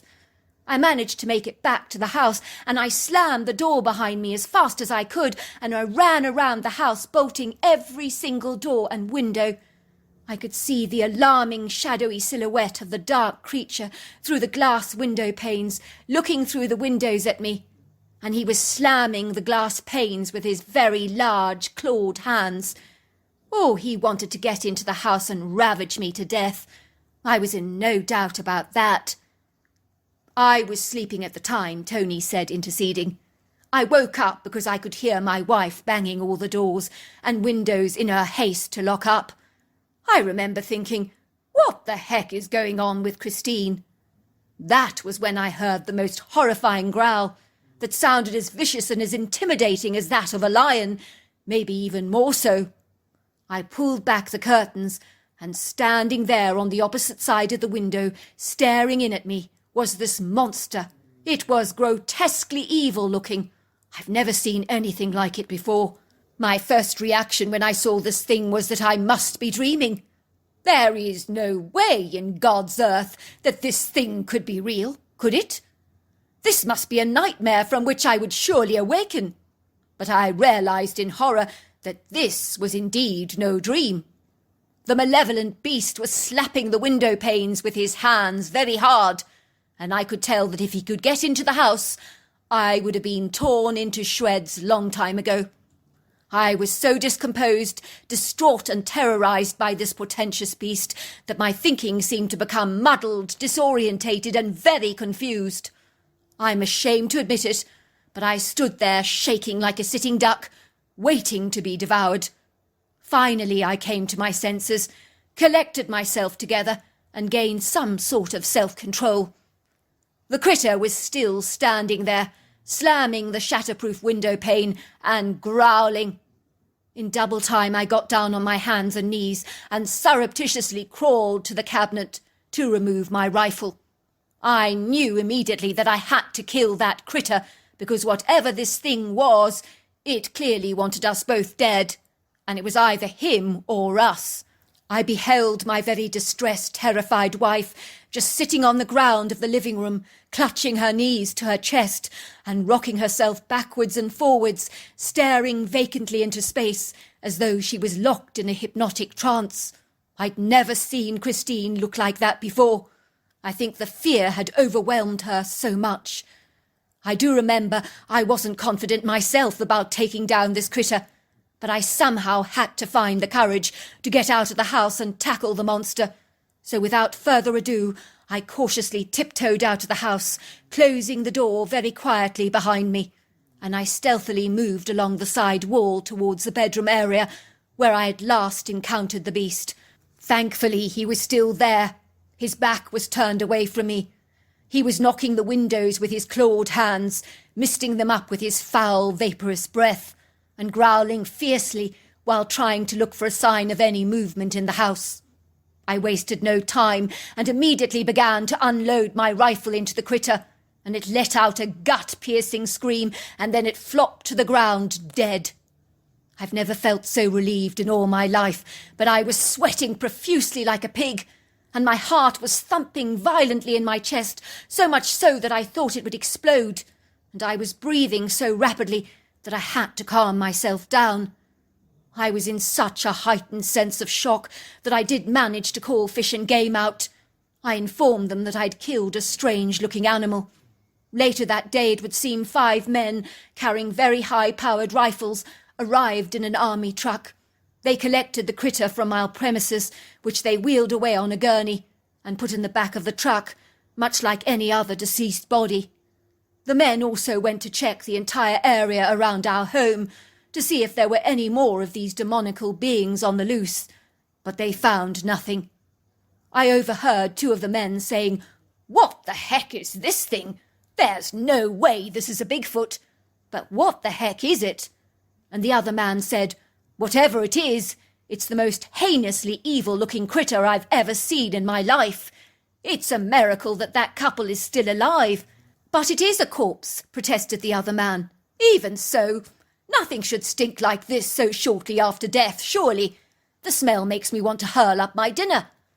We were reassured by the army soldiers that they had checked the entire premises and the whole farm, and they couldn't see any more sign of any similar-looking critters. "What do you think it was?" I asked. "Do you think it was a Bigfoot?" "That's what we wondered," said Tony. "But I'm not sure Bigfoots have tails or claws on their hands, nor do they have razor-sharp teeth that are almost canine in shape. It would seem even the army was baffled as to what this hideous, grotesque beast could be. Once you've seen a critter like this, it alters your perception of reality. The smell it left behind was awful. It took weeks to get rid of that stench.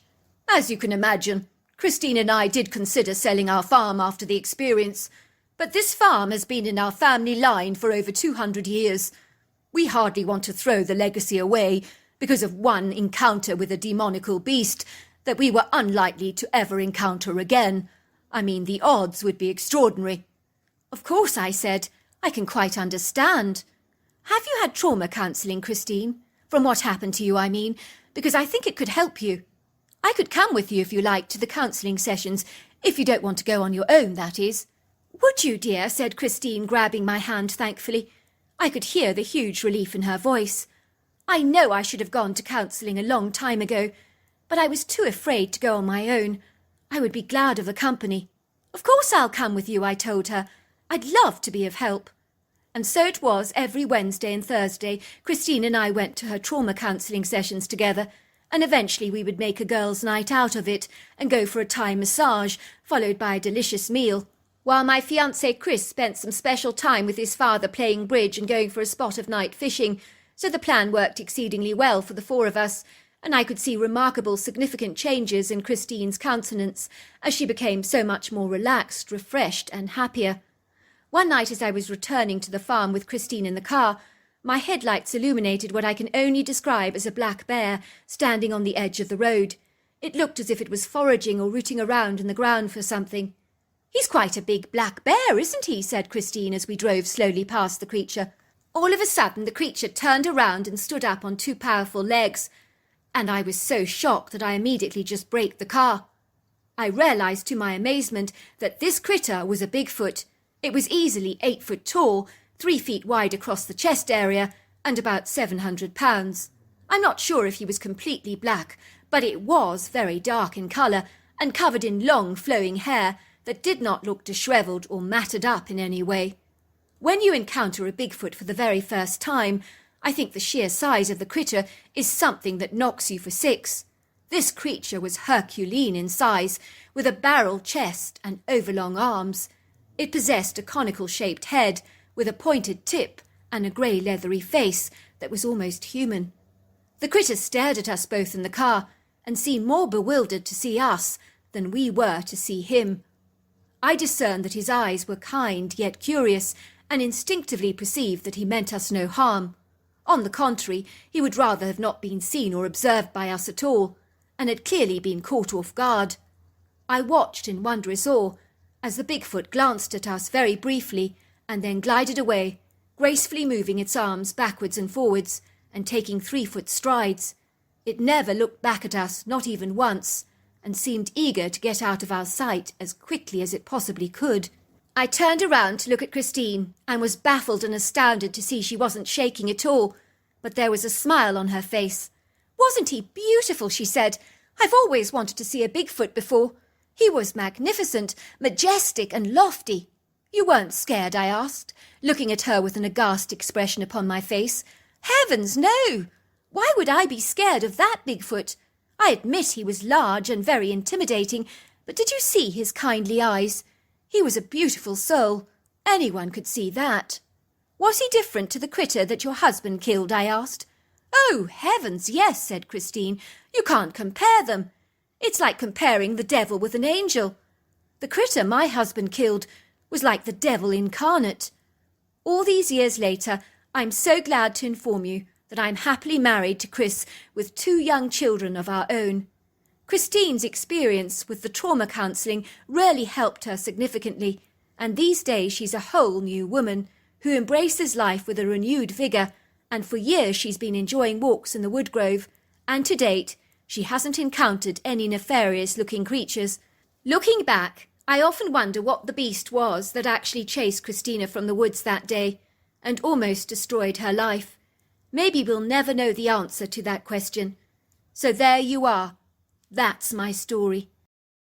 Dear Sarah, and all your lovely listeners, my name is Alison, and I was born and raised in the bluegrass state of Kentucky in the early 70s, where I lived in a very quaint small rustic-style farmhouse on about 60 acres of land with both of my parents and my older brother Peter. We lived in close proximity to a small, very friendly town full of southerly charm and not short of its quirky, unconventional, eccentric characters, for indeed, as far as small towns are concerned, everybody knew each other, and nothing remained secret for very long. One of the most interesting characters in our small town was a very lively, vibrant personality called Miss Violet.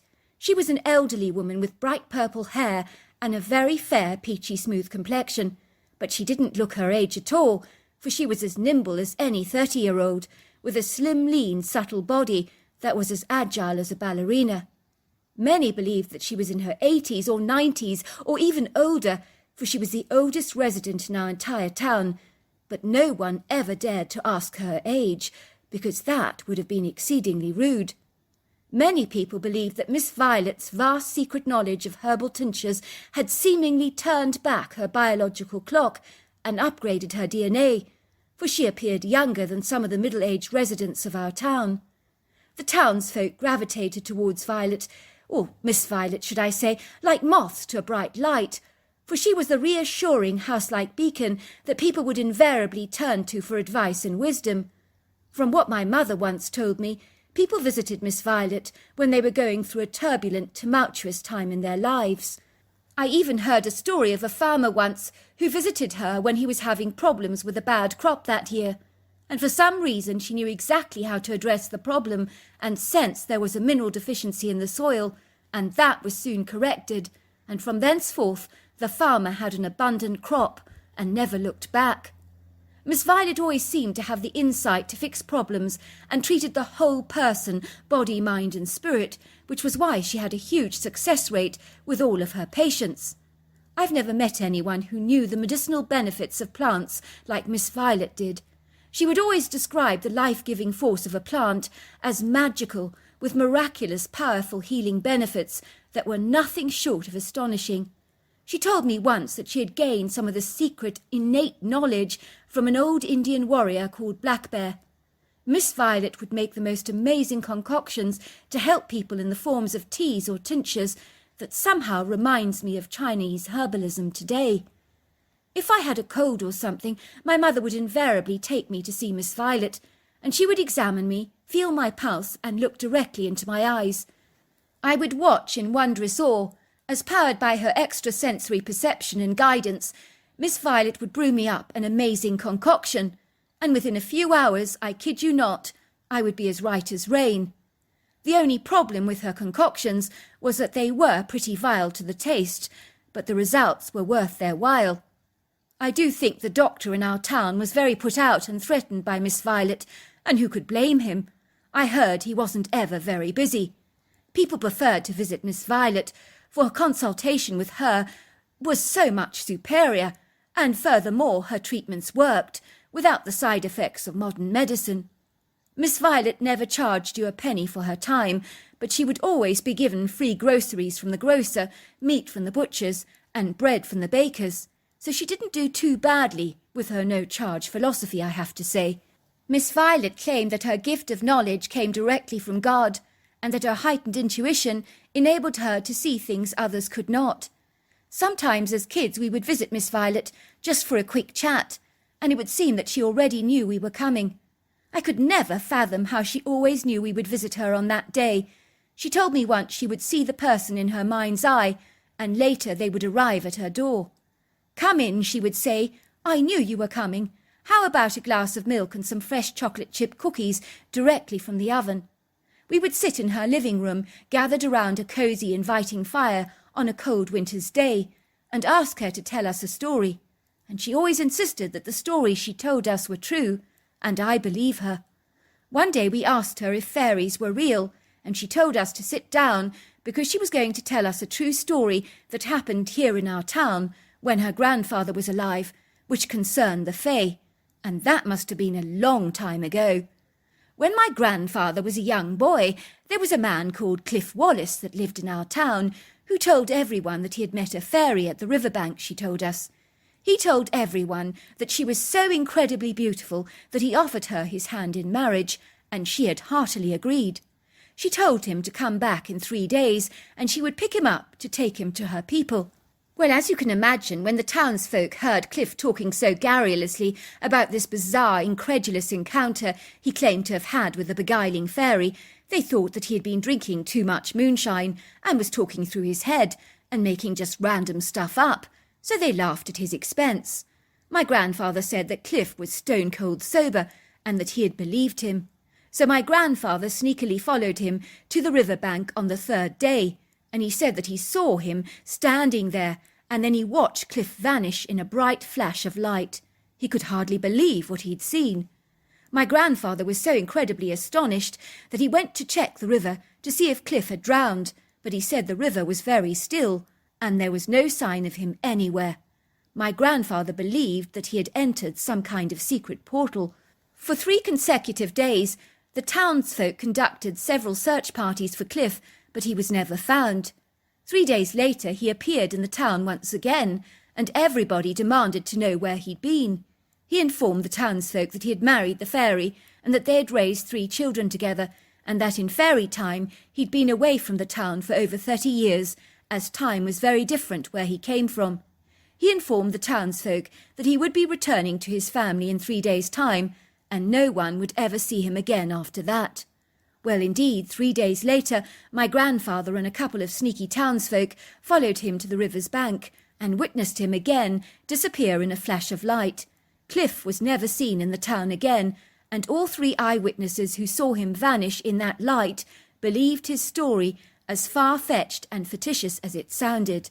"So do you believe it's true?" I asked. "I believe it's true," said Miss Violet, "for our world is filled with marvellous mysteries that we cannot even begin to fathom. You should pray for the good Lord to reveal a universal mystery to you. And if you have the faith, maybe you'll be surprised to see what might cross your path." As kids, my brother Peter and I would always pray to God that he would reveal a mystery to us, and little did we realise that our prayers would be answered sooner than we imagined. It all began on a very beautiful summer's day. I was about 11 at the time, and my brother Peter was 13. Growing up, we were inseparable and played all kinds of games together. I loved the fact that Peter never looked down upon me because I was a girl, but included me in all his boyish games. We would play with fake guns and water pistols and chase each other around the woodgrove in an ambush kind of scenario, and I loved playing the part of the reckless criminal, and he relished the part of arresting me and playing the good guy, presenting me with a caution and my rights. I always enjoyed these exciting boys' games, as they were infinitely more exciting as far as I was concerned. One of our favourite spots to play was in the Silver Bell Grove, that was a mile down the very uneven, pebbly dirt road on our bicycles. It was a well-maintained wooded area that consisted of very mature trees that were hundreds of years old, which included cedars, oaks and hickory trees. It was called Silver Bell Grove because in the 1800s the town's residents would put a single silver bell on the tree in memory of a departed loved one, so that they would never ever be forgotten. And in those days, with all the illnesses like scarlet fever and smallpox, death was not uncommon, even among the very young.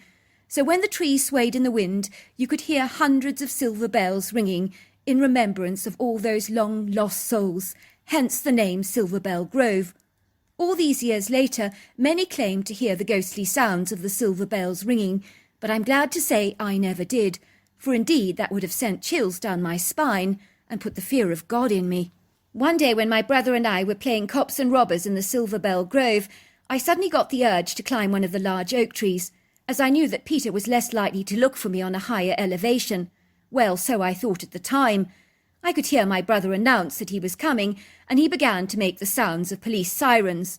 I could hear him saying, "We've had a dreadful robbery at the bank, and the villainous thug is on the loose. Alert all forces. The perpetrator is armed and dangerous."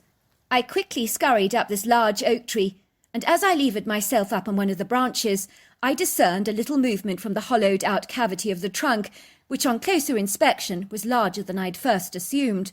I knew that something was moving inside that tree trunk, but what I couldn't imagine, and my insatiable curiosity overcame me, and I forgot about the game that we were playing. I prized my eyes through the hollow, and that was when I discerned what I can only describe as a tiny human-like face staring back at me. No, surely not, I thought. My imagination is deceiving me. Yet, when I looked ever closer, I could see the head of what seemed like a tiny baby's face. I reached inside the cavity and pulled out the little baby that was swaddled in a squirrel pelt. I was absolutely astonished, and I immediately brought it down the tree. "You're supposed to be hiding," said my brother. "What are you doing out here?" "Not any more," I said. "Look what I found lying in the cavity of the tree trunk. It's a human baby, and it's barely alive, poor thing. Look at it. It's covered in a scant amount of silvery hair, with tiny overlong arms, and a rather funny-shaped head. I think it might be slightly deformed, poor thing." "Why would someone do such a dreadful thing?" said my brother, looking appalled. "I mean, why would someone just abandon their baby like this and stuff it in a tree trunk?" "Maybe the mother was embarrassed," I said, "because the baby was born different. Some people can't cope with their children who don't look normal because they feel ashamed, and this one has hair on its body." "That's no excuse," said Peter, growing increasingly angry. "You don't just dump your baby in a tree trunk and just leave it to die like that. The mother's a monster. The least she could have done was placed it on the church doorstep so that it could have a fighting chance." "We must go and see Miss Violet at once," I said. "She'll know what we need to do."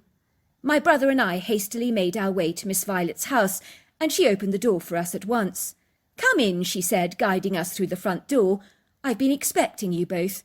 This response, of course, was not unusual for us to hear from Miss Violet, as she invariably always had a sixth sense when someone was about to pop around for a chat, so I wasn't surprised by her reaction in seeing us at all. "What are you carrying there in your arms?" she asked me. "Is it an injured animal for me to attend to?" "No, it's a baby," I informed her.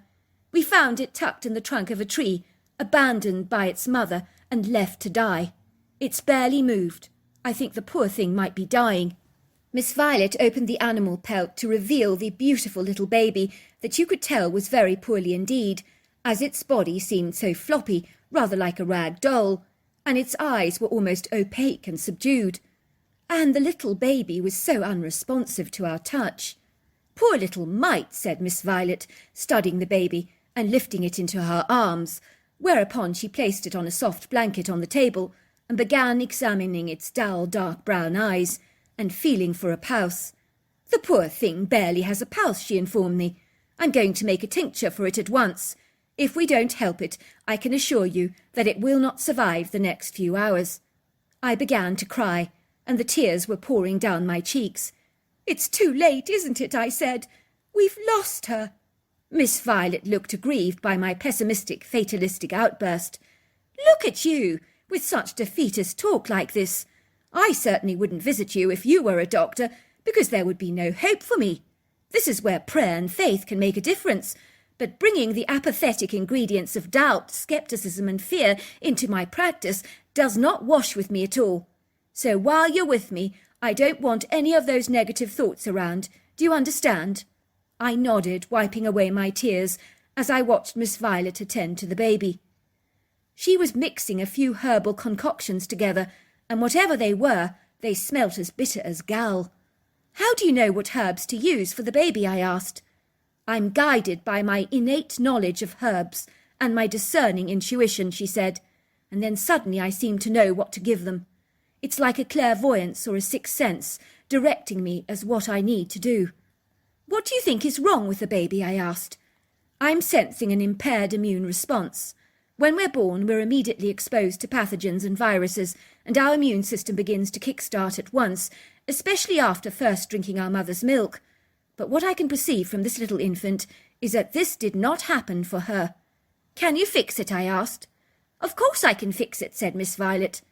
I watched her applying the tincture to the back of the baby's tongue, and suddenly the baby got a lot worse and became as blue as a blueberry and began to convulse and wobble violently. It was having a seizure, after which it became almost airily still. I knew almost at once that it was dead. "It's dead, Miss Violet," I cried out in horror. "Your tincture made it worse." "Calm down, Alison," said Miss Violet. "The baby is not dead. Granted, it's barely alive, but I'm making it sicker to make it better. I'm shocking the immune system to get some kind of a response." "Are you sure it will work?" I asked, looking exceedingly worried, because the baby was barely moving. "Give it a chance to work," said Miss Violet. "You must learn to be a little bit more optimistic, Alison." "Well, Miss Violet, it's very hard to be positive when there are people out there abandoning their babies and willfully stuffing them in tree hollows, leaving them there to die because they're ashamed of their differences." "What on earth are you talking about, dear?" said Miss Violet. "This is not an abandoned baby. This baby is very much loved and treasured.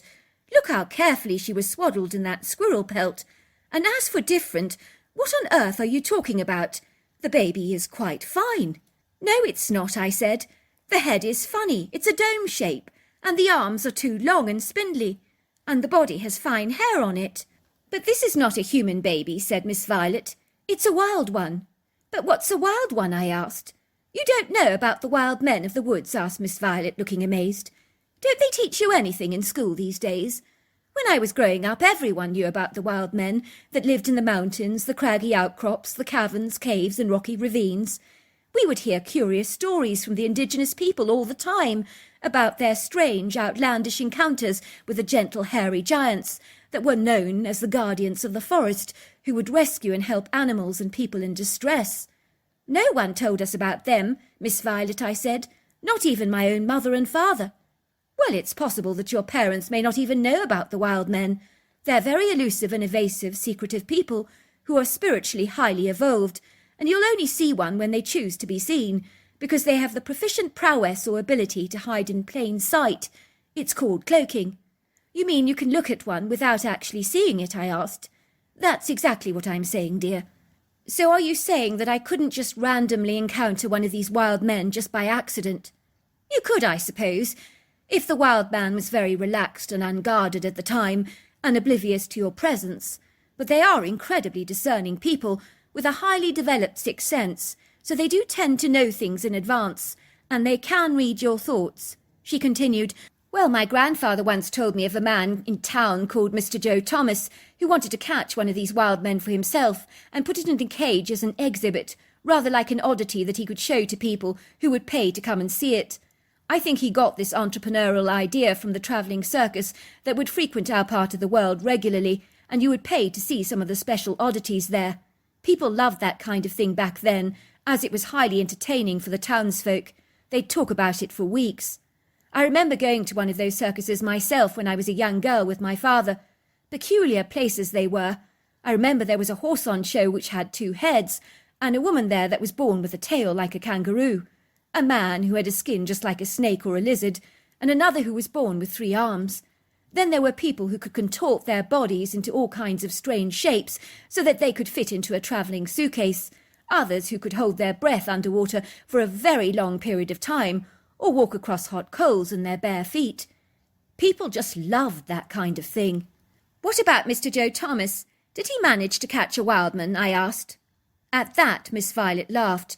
"No, of course not, because the problem for Mr. Joe Thomas was he didn't know how astute the wild men are. They were on to him. They knew his insidious plan, and so they had a great deal of fun toying with him. Apparently they would sneak up behind him and put pebbles in his pockets, and he could feel his pockets getting heavier and heavier, but when he turned around, no one was there.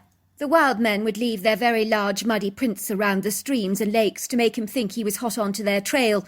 It would get him very excited, but his searches were invariably always fruitless. So one day Mr. Joe Thomas decided enough was enough, and he no longer went searching for the wild man again. Imagine his immense surprise when he opened his front door to see a wild man sitting there on the front porch eating an apple from his orchard.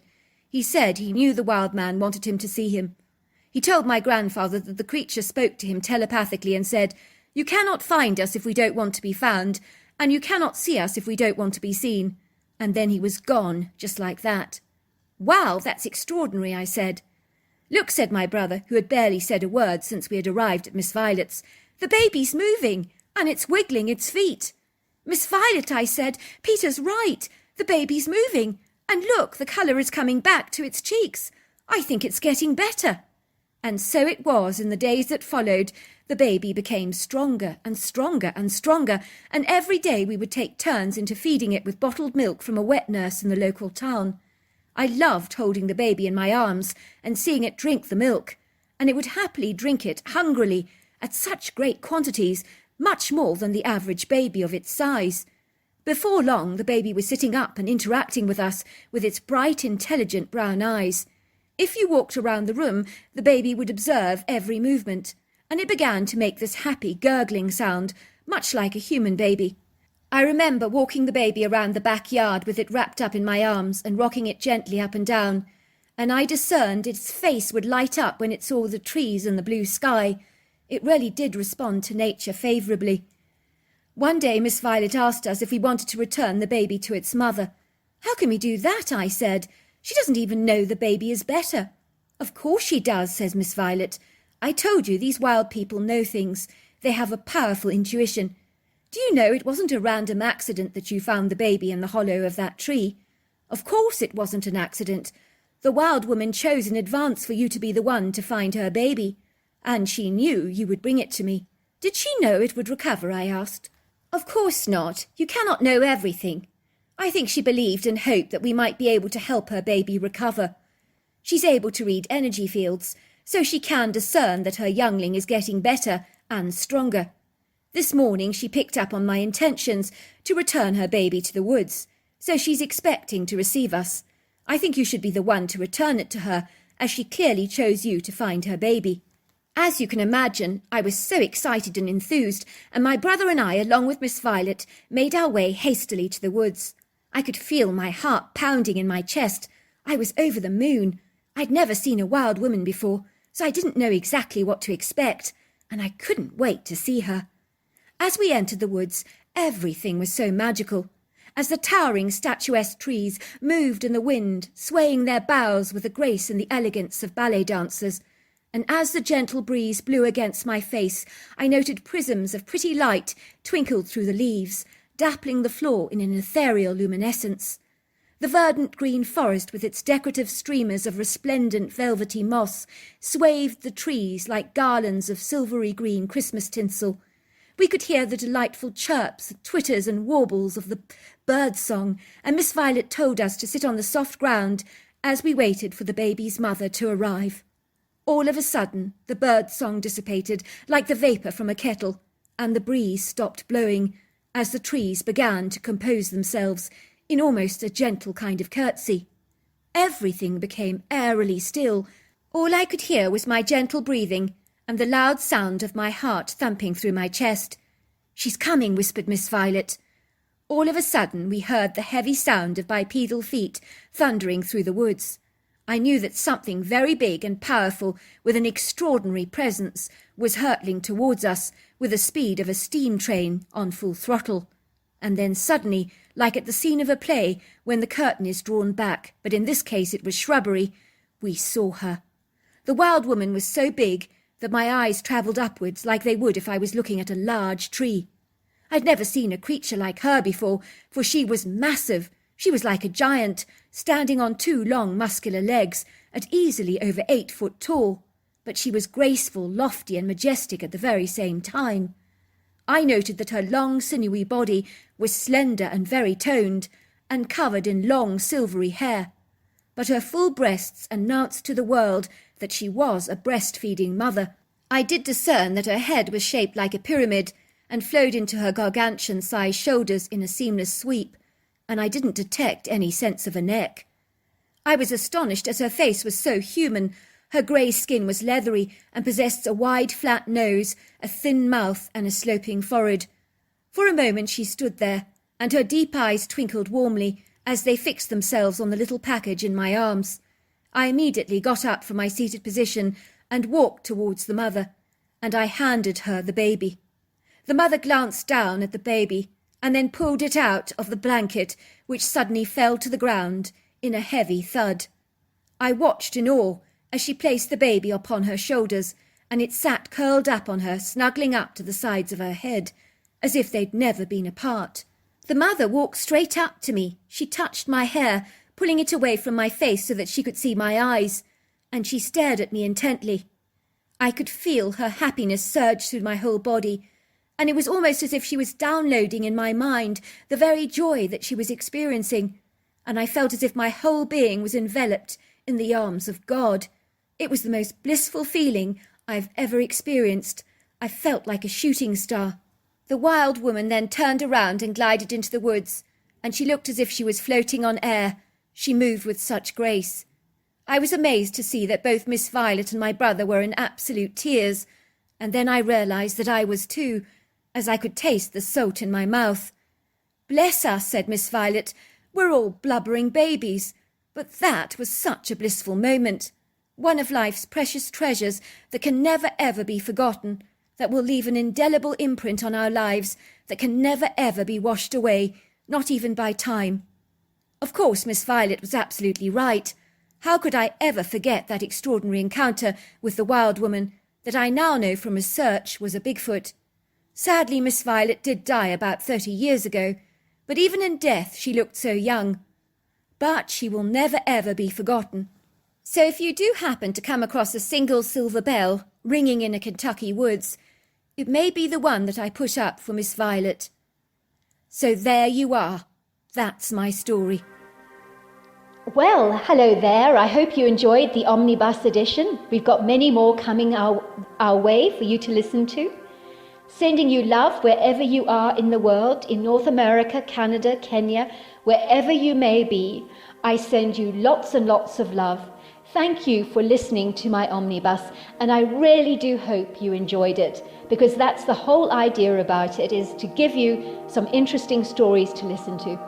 So until next time, goodbye and good night.